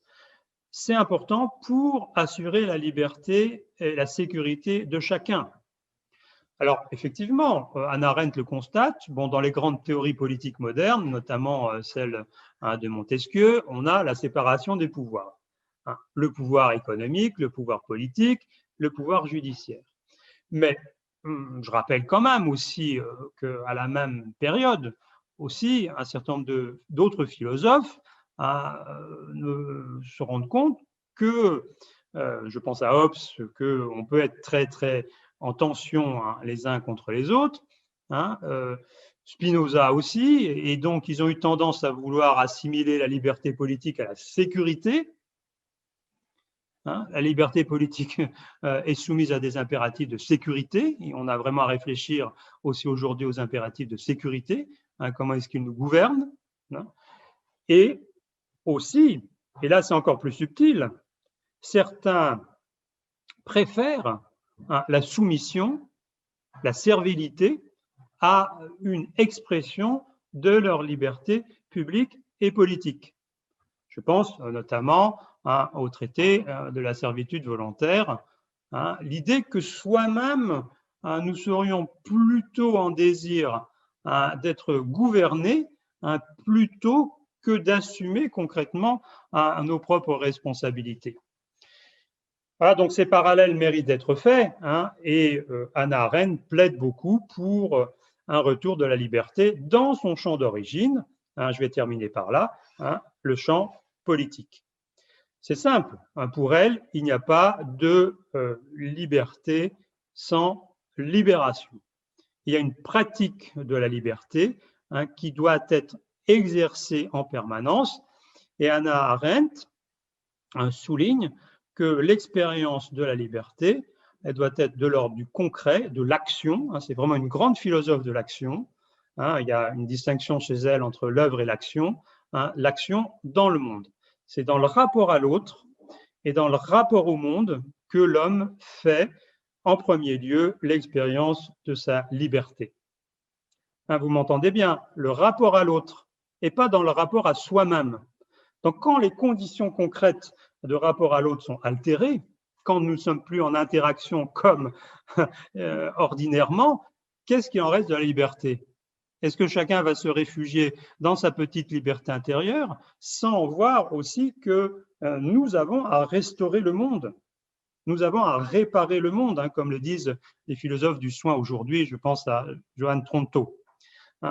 Donc pour exercer cette liberté, il y a un travail de libération à opérer. Hannah Arendt lie la liberté et la libération dans la mesure où il n'y a pas de liberté sans un travail de libération, et il n'y a jamais de vraie libération sans un concept affiné, une conception affinée de la liberté, à moins de tomber dans l'illusion. Et donc c'est une tension aussi, je dis pour ceux d'entre vous qui ont été sensibles à ces questions-là autour de la théologie de la libération, liberté et libération sont liées.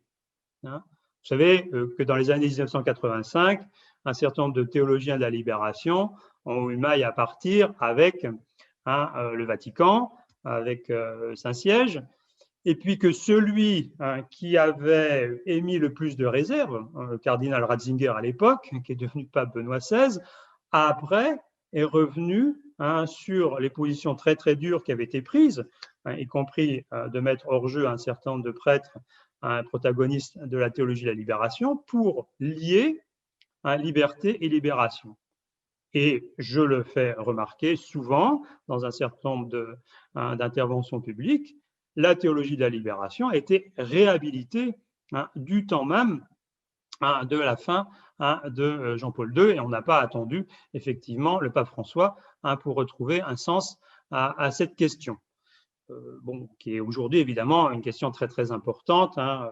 Dans une autre conférence, on pourrait parler de l'enjeu par exemple du synode sur l'Amazonie, qui est vraiment un synode très important à mon sens, sur lequel nous devrions nous inspirer pour montrer comment est-ce que la liberté concrète peut s'exercer dans des droits sociaux, dans des droits culturels, dans des droits religieux, pour fonder véritablement aussi la vie chrétienne. C'est une question évidemment très actuelle. Donc je reviens à Hannah Arendt. Hannah Arendt, la liberté a toujours son champ dans le domaine politique. C'est une philosophe de l'action, je l'ai dit. La liberté doit être pensée au niveau de l'action, dans l'ordre pratique et politique. D'où la question, pour elle, de la révolution. Est-ce que les révolutions sont toutes légitimes? Est-ce que les révolutions qui veulent engager des processus de libération sont tous légitimes? En fait, Hannah Arendt a une réponse vraiment très, très nuancée. Elle a été aussi influencée par la gauche allemande, les spartakistes et autres. Et elle connaît très bien les théories de Rosa Luxembourg et autres, et pas évidemment les théories léninistes et autres trotskistes de la libération. La liberté est condition pour elle du politique et du vivre ensemble. La liberté caractérise les rapports humains qui aussi doivent s'évaluer, se jauger aux nécessités de la vie, la nécessité de la vie. Et seule cette prise en compte des nécessités-là permet de créer un espace public commun. Donc voilà un autre thème très important d'Hannah Arendt, c'est la constitution d'un espace commun. Hannah Arendt nous aide à penser l'espace commun. Vous savez, aujourd'hui, il y a beaucoup de théories sur le vivre ensemble. Alors là, mon collègue Fred Pochet, que j'ai cité déjà tout à l'heure, avec lequel Cathy et moi nous travaillons, est très rude.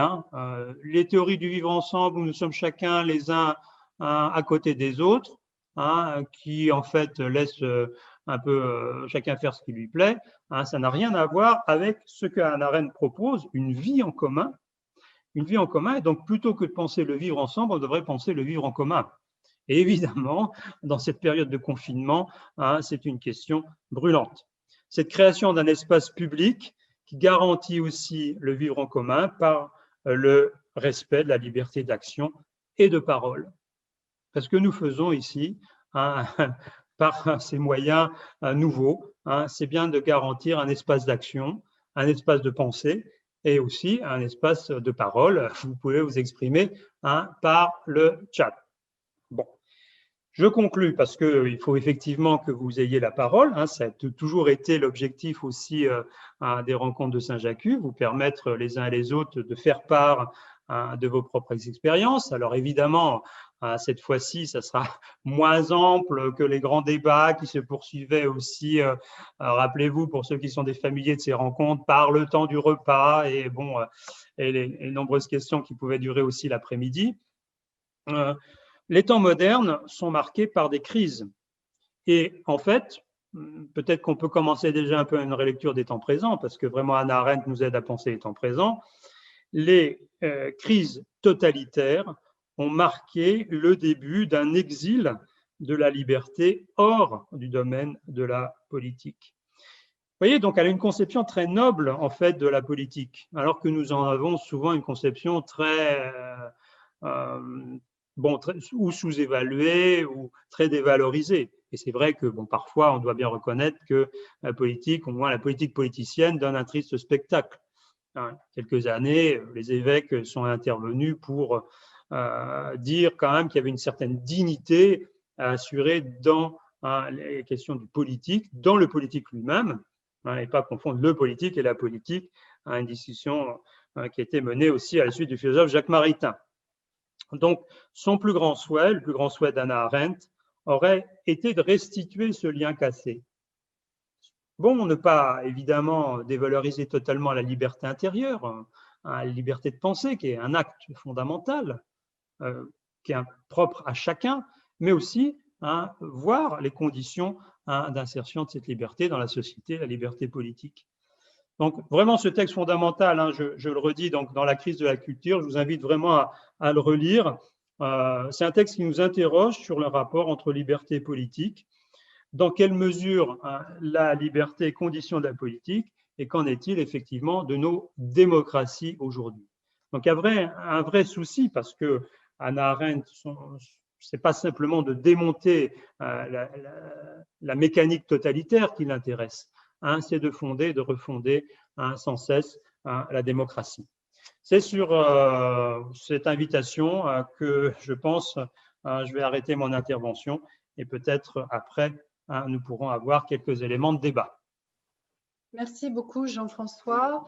Merci pour cette mise en perspective de la notion de liberté qui est ici fondamentale. Et puis c'est une notion qui nous interpelle aujourd'hui parce que notre liberté, en tout cas de circulation, de contact, est un petit peu mise à mal. Mais enfin, bon, l'intention est bienveillante derrière, puisque c'est pour nous empêcher d'attraper ce virus.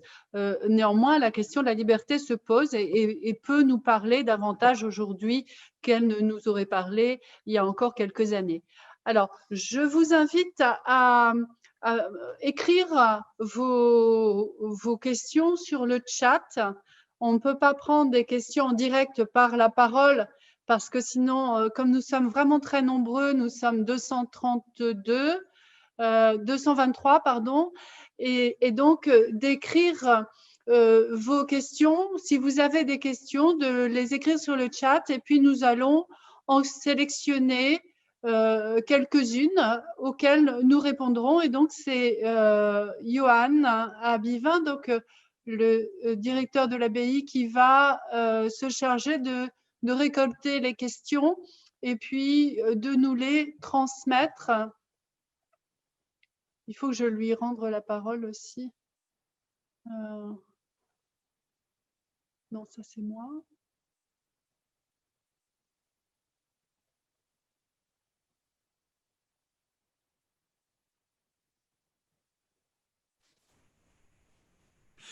Oui, alors j'ai deux questions. J'ai recensé deux questions qui correspondent à la première partie de vos interventions.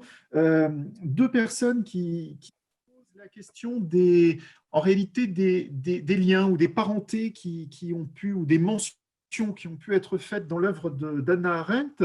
La première mention serait vis-à-vis de Freud. La question émanant de votre intervention sur la banalité du mal et est-ce qu'il y a une mise en rapport avec le concept freudien de déni? C'est la première question. Et l'autre auteur, alors qui est plus proche, directement plus proche d'Hannah Arendt, c'est Heidegger, et une personne s'interroge sur le fait de savoir quelle est l'influence qu'Heidegger a eue sur l'œuvre et les réflexions d'Hannah Arendt. Première question sur effectivement le rapport avec la psychanalyse. Bon, Hannah Arendt est d'abord une philosophe du politique, et c'est dans ce champ politique qu'elle intervient. Donc je pense que c'est un jeu effectivement de parallèles qui peuvent être faits. Elle est tout à fait consciente que nos structures psychiques peuvent être altérées, et donc aussi qu'un travail sur la conscience, un travail d'élucidation aussi tel que le pratique la psychanalyse peut être pris en charge. Si je dis ça, c'est qu'il y a un chemin sans doute à explorer. Bon, ce thème de la banalité du mal a fait l'objet d'un nombre incalculable d'études. Bon, qu'est-ce que le mal, notamment à la période post-totalitaire, bon, quelles sont les origines, les racines? Bon, c'est un problème quasi insoluble, qu'on le traite d'un point de vue psychique, social, politique et autres. Bon, métaphysique, bon, ontologique. Bon. Moi, ce que je trouve important de dire ici, c'est qu'effectivement, et c'est là, à mon avis, la pointe intéressante de Hannah Arendt, c'est que le totalitarisme, faut pas en faire une grande représentation. C'est un abaissement progressif des seuils de conscience. Et donc, c'est une altération du psychisme, une altération continue, voire même définitive, de notre capacité de penser. Donc, effectivement, ce que vous dites à propos du déni pourrait rejoindre cette option-là, mais je voudrais l'illustrer pour me faire comprendre. Dans les régimes post-soviétiques aujourd'hui, j'ai cité la Roumanie, j'ai cité la Pologne, on a beaucoup de mal à revenir à un état serein, d'appréhension commune des questions. Ça veut dire, et je ne suis pas le seul à le dire, je m'appuie aussi ici, par exemple, sur les études de quelqu'un que Cathy Leblanc et moi-même travaillons beaucoup en ce moment, qui s'appelle Todorov, Tsvetan Todorov, qui était originaire de Bulgarie, qui est arrivé en France dans les années 60. Todorov nous dit que dans les régimes totalitaires et même post-totalitaires, la conscience et le psychisme ont été altérés, parfois de façon quasi irréversible. C'est-à-dire que nous ne nous rendons même plus compte de ce qui a été fait. Et la question qui s'est posée à ces régimes, après la chute du mur de Berlin, c'est comment est-ce qu'on doit juger une société où tout le monde a collaboré, où tout le monde a été compromis. Bon, la solution de Todorov, je la donne tout de suite pour ne pas rester totalement dans l'imprécision. Un certain nombre de personnes ont eu effectivement conscience des choses, de ce qui se passait, de la barbarie, de l'inhumanité, de la mise en camp d'un certain nombre. D'autres ont été des exécutants, et c'est effectivement la stratégie de défense de beaucoup encore aujourd'hui, qui sont poursuivis dans les crimes contre l'humanité notamment, qui sont imprescriptibles, je le rappelle. Les uns et les autres doivent être traités selon aussi leur niveau de responsabilité. Il est évident que dans certains cas, on ne peut pas juger une société tout entière, mais la conclusion que Todorov montrait, et qui est vraiment un peu dans la lignée aussi d'un certain aspect ici d'Hannah Arendt, c'est que nous devons être vigilants. Et notre vigilance démocratique doit sans cesse être réactivée. C'est sans cesse que nous devons avoir à reprendre ce travail d'élucidation des fondamentaux de notre vie commune. Je reste là-dessus, mais j'aurais vraiment beaucoup de choses à dire. Quand on est situé face à l'extrême, c'est peut-être plus facile, entre guillemets, bon voilà, de voir le bien et le mal quand on a sauvegardé une certaine conscience et une certaine dignité, une certaine intégrité. Mais tout le monde n'est pas héroïque non plus, tout le monde n'a pas aussi cette capacité de voir ce qui se passe.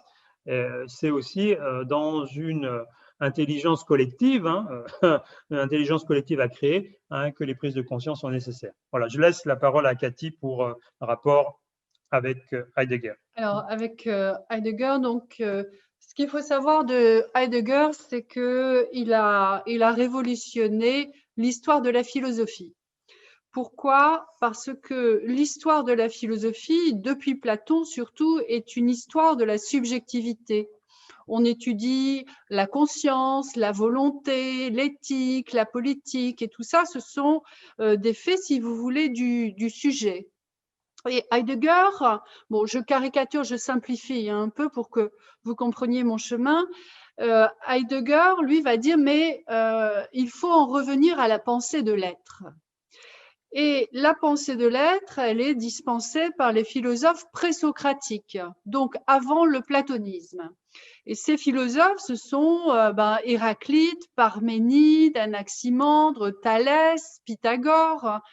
Ce sont pas, Thalès et Pythagore n'étaient pas que des mathématiciens, c'était des ingénieurs mis au service du peuple aussi.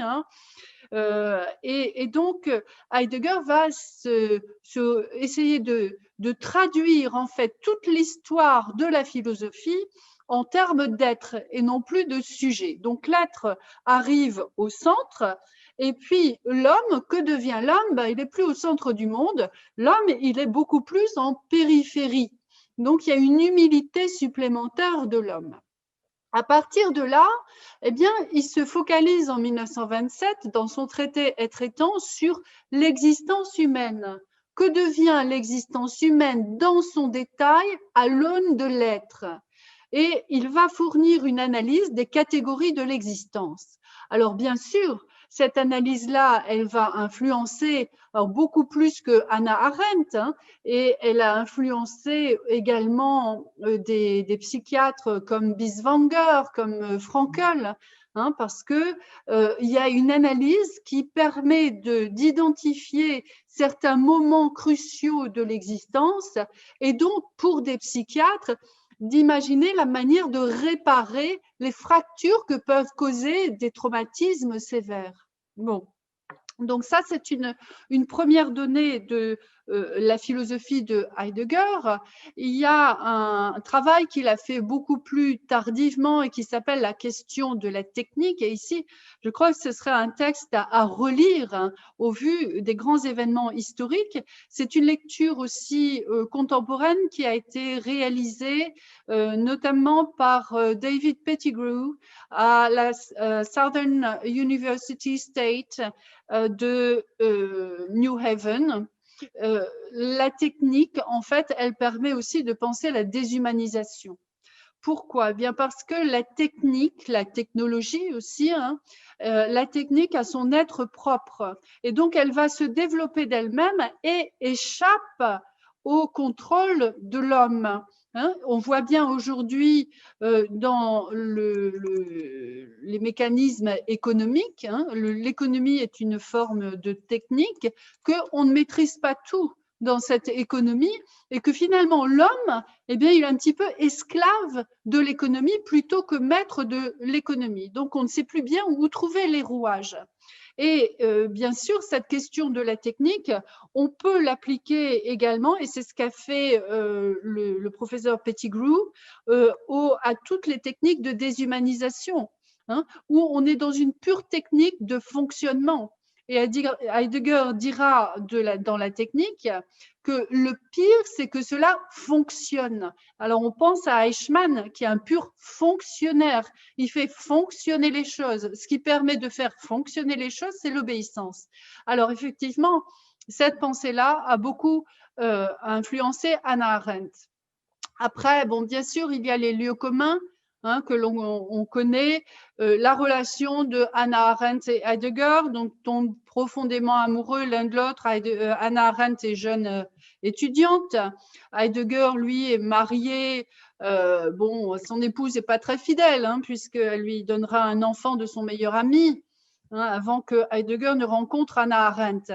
Malgré cela, le couple restera marié et puis il reconnaîtra les enfants. Bon, il rencontre Hannah Arendt. Il faut savoir aussi que, alors, contrairement à ce qui est représenté dans le film de Margarete von Trotta, c'est pas la pauvre petite étudiante sans défense qui rencontre son professeur. C'est beaucoup plus complexe que cela. Nous sommes dans les années 20. C'est la libération des mœurs. C'est le moment où les femmes commencent à se couper les cheveux, où elles fument. On n'est pas du tout dans le même monde qu'aujourd'hui. Et cette libération des mœurs, elle existe. Hannah Arendt a eu de multiples amants et elle ne s'en cache pas. Et c'est comme ça, ils vivent comme ça. Donc là, il faut se représenter cela. Bon, on ne peut pas cacher, mettre sous silence l'adhésion de Heidegger au nazisme. Heidegger, en 1933, croit au nazisme. Il pense que c'est une solution à l'éclatement des valeurs. Il y a un éclatement des valeurs, il y a une crise sociale aussi et spirituelle très forte dans les années 30. Et il pense que le nazisme va pouvoir venir à bout de cette crise-là. Bon, il n'a pas la clairvoyance de philosophes, que ce soit Hannah Arendt qui était concernée parce qu'elle était juive, mais aussi d'un Éric Veil ou de Lévinas en France. Et on ne lui pardonnera pas d'avoir cru à ce système qui devient meurtrier. On ne lui pardonnera pas, cela dit. Il faut savoir que Heidegger donc, va demander que son professeur Husserl, qui avait été interdit d'enseignement, mais qui était à la retraite, qui avait l'âge de la retraite à ce moment-là, il va demander au ministère nazi que ce professeur Husserl soit remis dans ses fonctions. Husserl refusera de revenir à l'université de Fribourg. Il faut savoir aussi que Heidegger refusait de placarder les bandeaux université interdite aux Juifs. Cela dit, cette adhésion est ambiguë et on le voit dans son costume, on voit faire le salut nazi. Cette adhésion est ambiguë et donc ne s'explique peut-être que sur un plan psychologique. On a comme ça des personnalités très complexes. Voilà donc ce que je peux vous dire. Hannah Arendt n'a pas rompu les liens avec Heidegger. Toute sa vie, elle a eu des échanges avec Heidegger. Leur idylle a duré un temps et puis elle a eu une autre vie, elle a eu d'autres hommes, mais ils sont restés en contact et se sont appréciés toute leur vie. Voilà. Les questions aussi qui nous sont posées sur le chat, mais je pense que Johan en reprendra aussi certaines. On nous demande, est-ce qu'on peut apprécier le niveau de conscience de chacun? Ça, c'est une question difficile. Moi, je pense qu'effectivement, en tout cas, c'est un point sur lequel j'ai travaillé aussi avec le Secours catholique, à certains moments, notre champ de vision et donc notre niveau de conscience aussi se rétrécit. Notre champ de vision, c'est-à-dire un certain nombre de choses, nous ne les voyons même plus. Nous passons dans la rue, nous ne voyons pas qu'il y a quelqu'un qui est affalé à terre, etc. Donc, on va l'enjamber. Donc, nous ne nous rendons même pas compte qu'effectivement, il fait partie de cet univers commun que nous aurions à créer. Et donc, c'est contre cette réduction de l'espace de vision que se jouent toutes les stratégies de lutte contre la déshumanisation, donc de restauration aussi de la parole, de travail aussi avec les plus vulnérables, les plus fragiles de notre société. Pendant le confinement, moi qui habite à Paris, les plus pauvres dans la rue, qui se retrouvent dans certains cas assez nombreux, nous ont dit ce que l'on souhaite, ce que l'on veut, ce n'est pas tellement d'endroits pour manger parce qu'on saura où les trouver, c'est d'espaces de parole.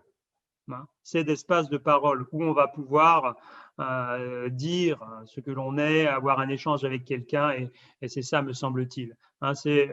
voilà, le voir et le dire qui se joue. Alors, on nous interroge aussi sur la nature même des régimes totalitaires. Ce que montre bien Hannah Arendt et ce que dira aussi Todorov à la suite, hein, c'est que les régimes totalitaires sont profondément paranoïaques. Hein, c'est-à-dire, pour leur propre subsistance, ils ont besoin en permanence de réactiver la fabrication d'ennemis. Les ennemis du peuple, les ennemis du régime, hein, les ennemis intérieurs. Donc, c'est un régime paranoïaque qui est sans cesse en train de vouloir exclure les polices se contrôlant elles-mêmes, la police des polices, etc. etc.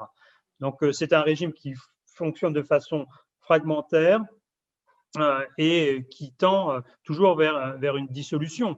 Or, le seul moment où, entre guillemets, les droits de la conscience reprennent le dessus, ce n'est pas simplement le travail des dissidents qui l'a permis dans l'Europe centrale et orientale, c'est aussi le travail des dirigeants. Et je le dis assez fortement parce que je sais que dans l'Ouest, en Bretagne, on a été très, très solidaires de Solidarnosc. On a beaucoup créé de jumelages, de liens concrets pour aider les gens à ne pas sombrer. Mais ce qui a aidé aussi, ce n'est pas simplement ces solidarités concrètes, c'est, et ça c'est un point de vue arendtien, la manifestation de la vérité. Et même là, on va aller un peu plus loin, même si ce n'est pas évidemment le seul élément explicatif de la chute de ces régimes, c'est que quelqu'un comme Gorbatchev s'est rendu compte que ce n'était plus possible. Et à partir de moment, effectivement, les choses se sont mises à bouger partout. Mais rappelez-vous, y compris en France, on disait que ces régimes allaient encore durer. Bon, et moi qui ai étudié plus la fin du régime Ceausescu, c'est vraiment aussi et des prises de conscience populaires et des solidarités externes qui ont aidé aussi à faire en sorte que les bons niveaux soient pris, puisque Ceausescu a été aussi lâché par Gorbatchev et Honecker a été lâché en Allemagne de l'Est, etc. Donc c'est aussi sur ce niveau-là que les choses se jouent, c'est-à-dire comment est-ce que nous ne faisons pas disparaître ce monde commun, à la fois très concrètement dans nos solidarités immédiates, mais dans un environnement plus global.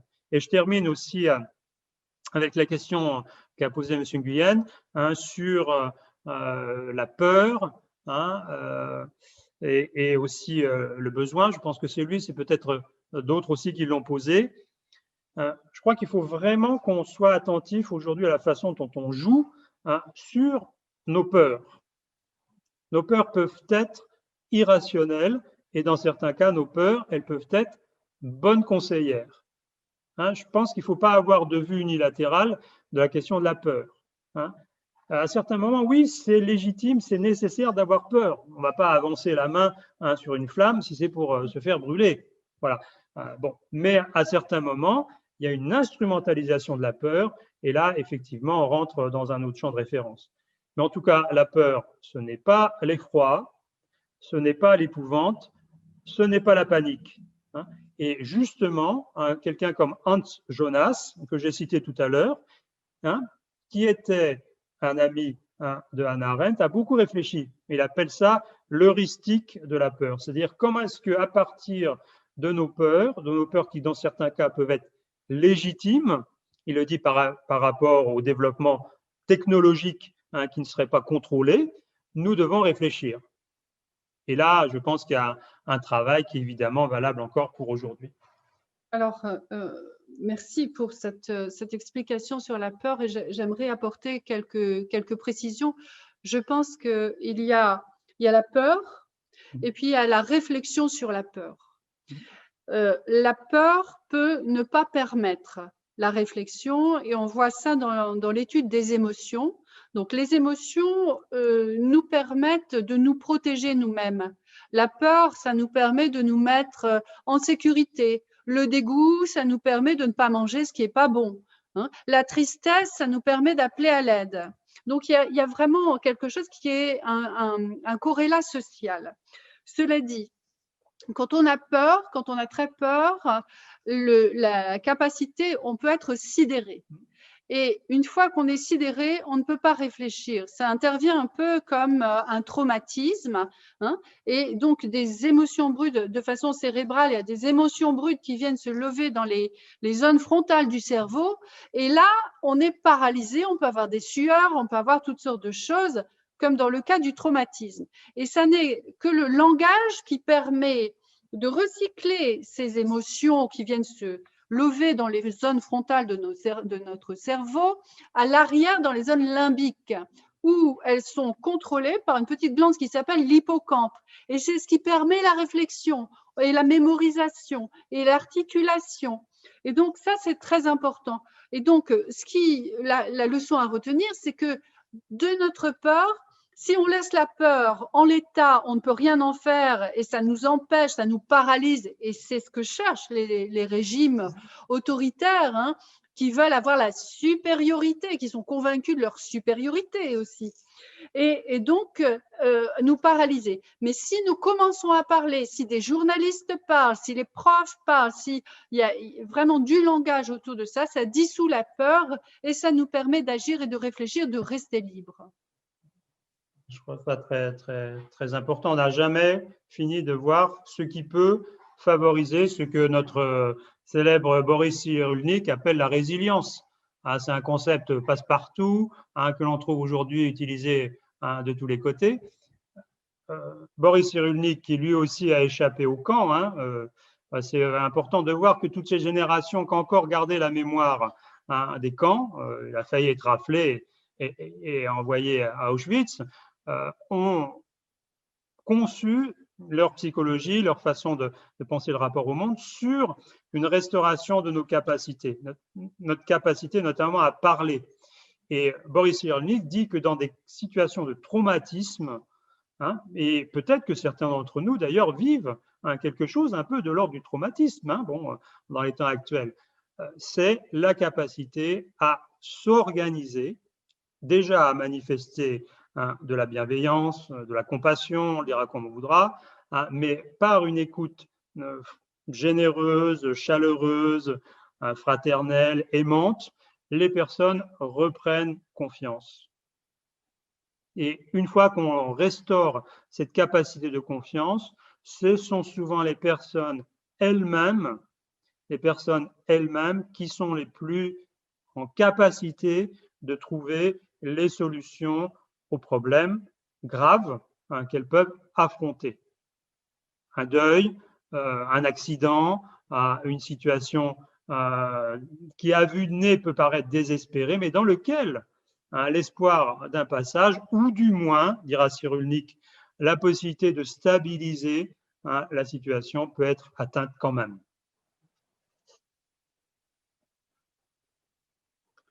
Peut-être que Johan a peut-être repéré.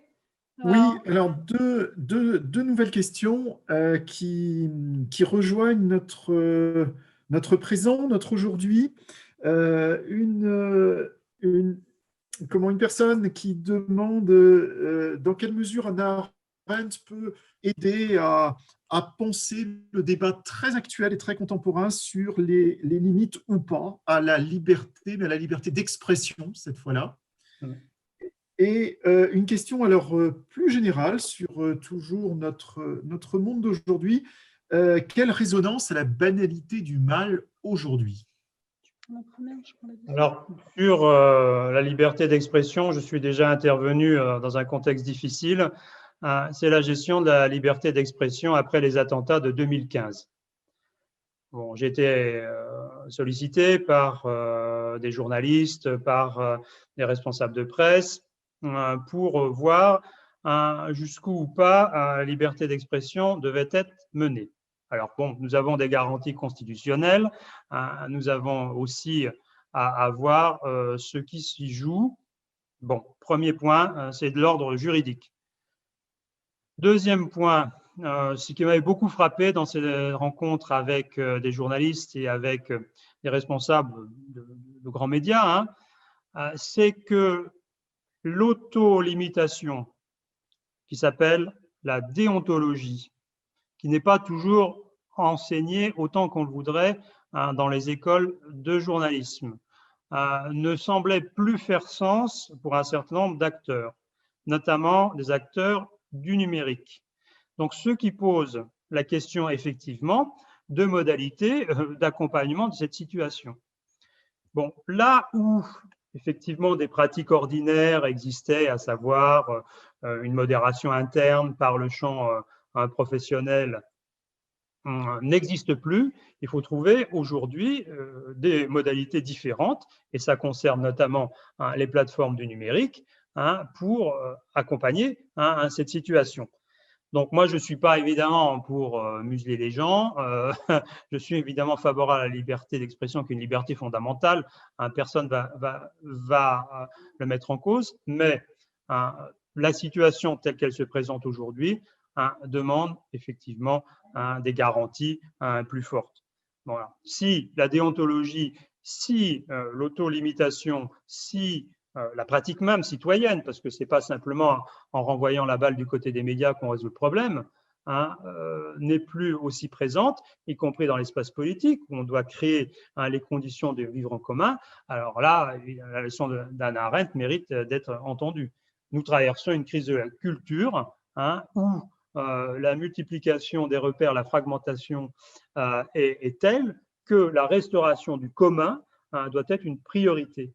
Et cette restauration du commun, je pense qu'aujourd'hui, on ne peut pas la faire seul. Bon, c'est dans un espace plus large, mais je suis assez convaincu que c'est d'abord, j'ai envie de dire, au ras du sol, au niveau personnel. Nous sommes tous émetteurs et récepteurs.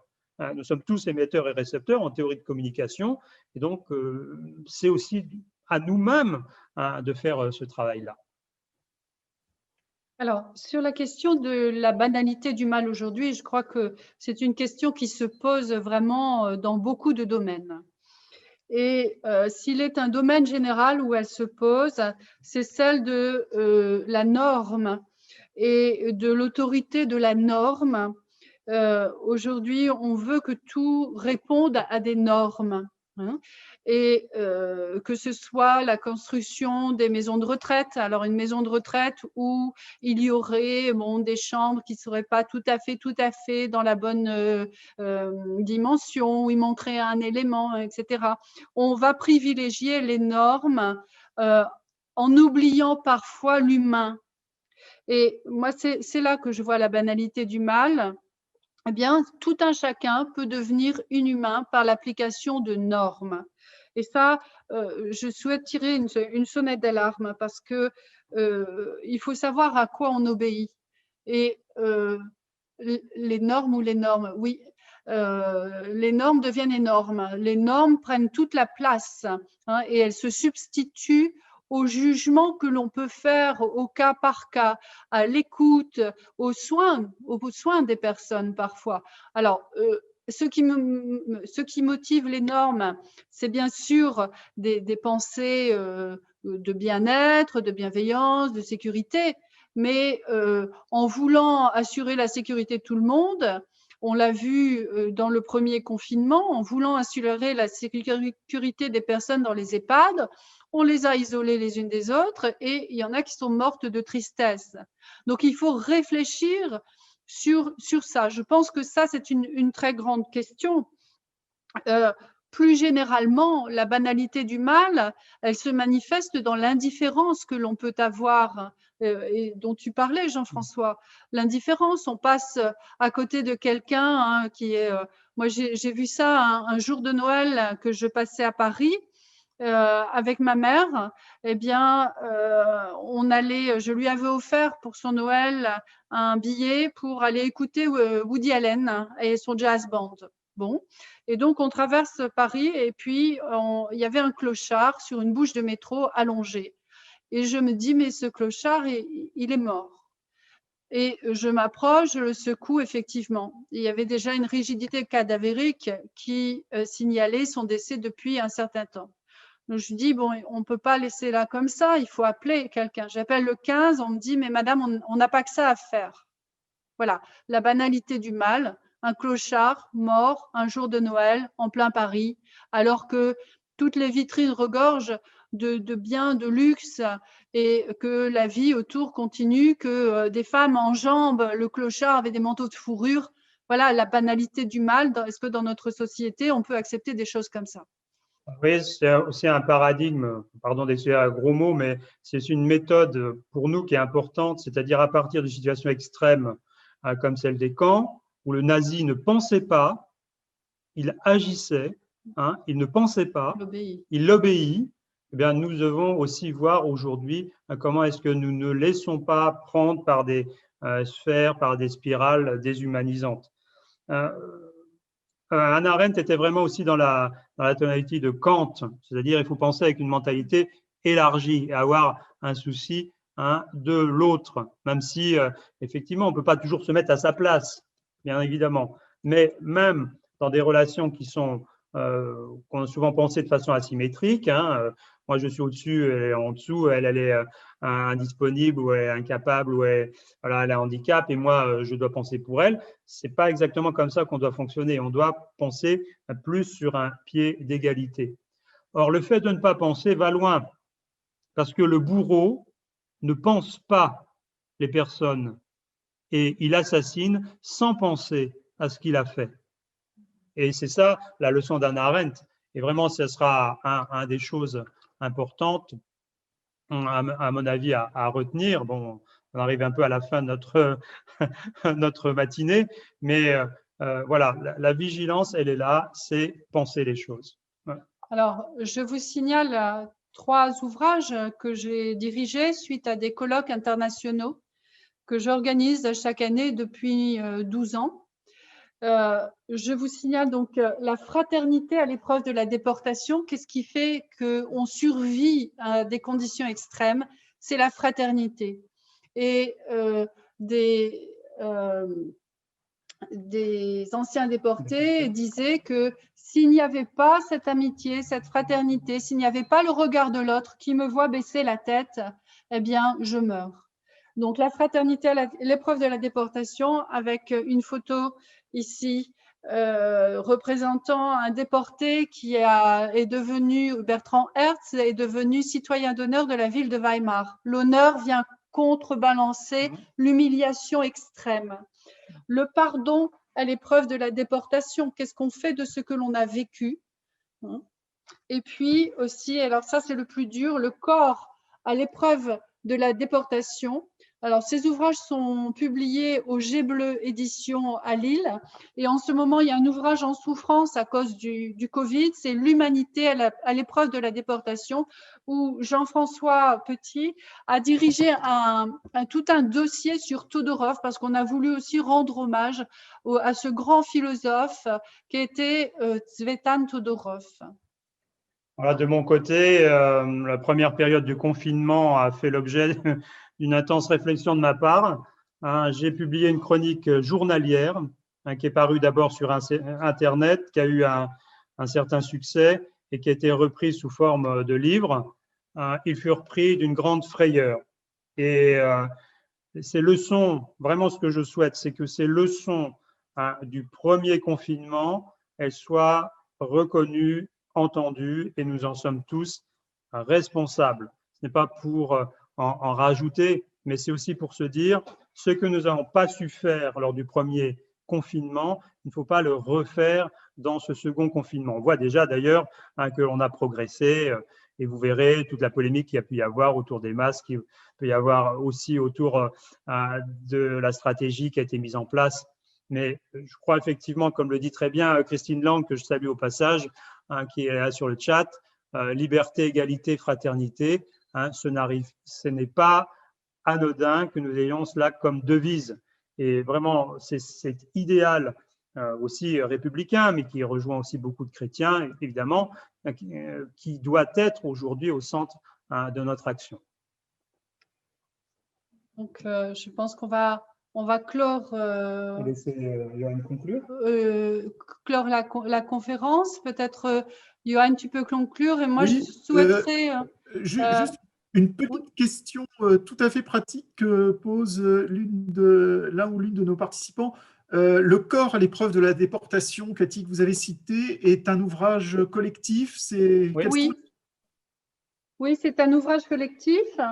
Alors, dedans, il y a des contributions. Donc, moi, j'avais rédigé un article et puis sur le corps, alors de façon philosophique, mais c'est une approche interdisciplinaire. Donc, vous avez des gens qui sont soit docteurs en littérature, mais aussi psychologues comme Corinne Benestroff, Marie-Joseph Bonnet qui est historienne, Michel Castro qui est théologien, il y a un anthropologue qui est Stanislas Depré, Dominique Durand qui est président de l'association Brunwald-Dora et Commando, Sylvie Imbert qui est juriste, Marie-Jo Lombert qui est psychanalyste, Serge Raymond qui a fait 40 ans de psychiatrie légale et fait partie de la Fondation pour la mémoire de la déportation. Il a fait l'étude de 2000 déportés.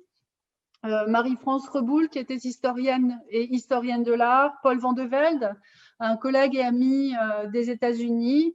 Et puis Jean-François Fayard, un historien. Pour nous, c'est aussi une prise de position vis-à-vis de l'avenir de l'abbaye.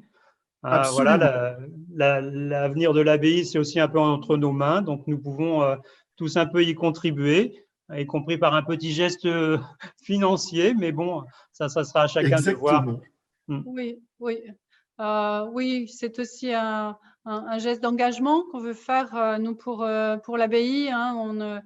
On intervient en tant que bénévole et on souhaiterait que vous puissiez contribuer un petit peu pour soutenir l'abbaye, hein, qui est face à vraiment de grandes difficultés aujourd'hui en raison de cette épidémie. Hein, et nous vous remercions. Nous avons pris grand plaisir à être tous ensemble et puis avoir défilé sur le côté, ça fait vivre la conférence, défiler vos questions, vos remarques et puis de voir tous les bravos aussi, ça nous fait chaud au cœur. Merci beaucoup, merci à tous. Nous étions tous très nombreux, hein. On était plus de 200. Hein. C'est quand même une performance, ça ne se fait pas comme ça. Donc merci aussi aux petites mains, merci à Magali. Et puis voilà, prenez soin de vous.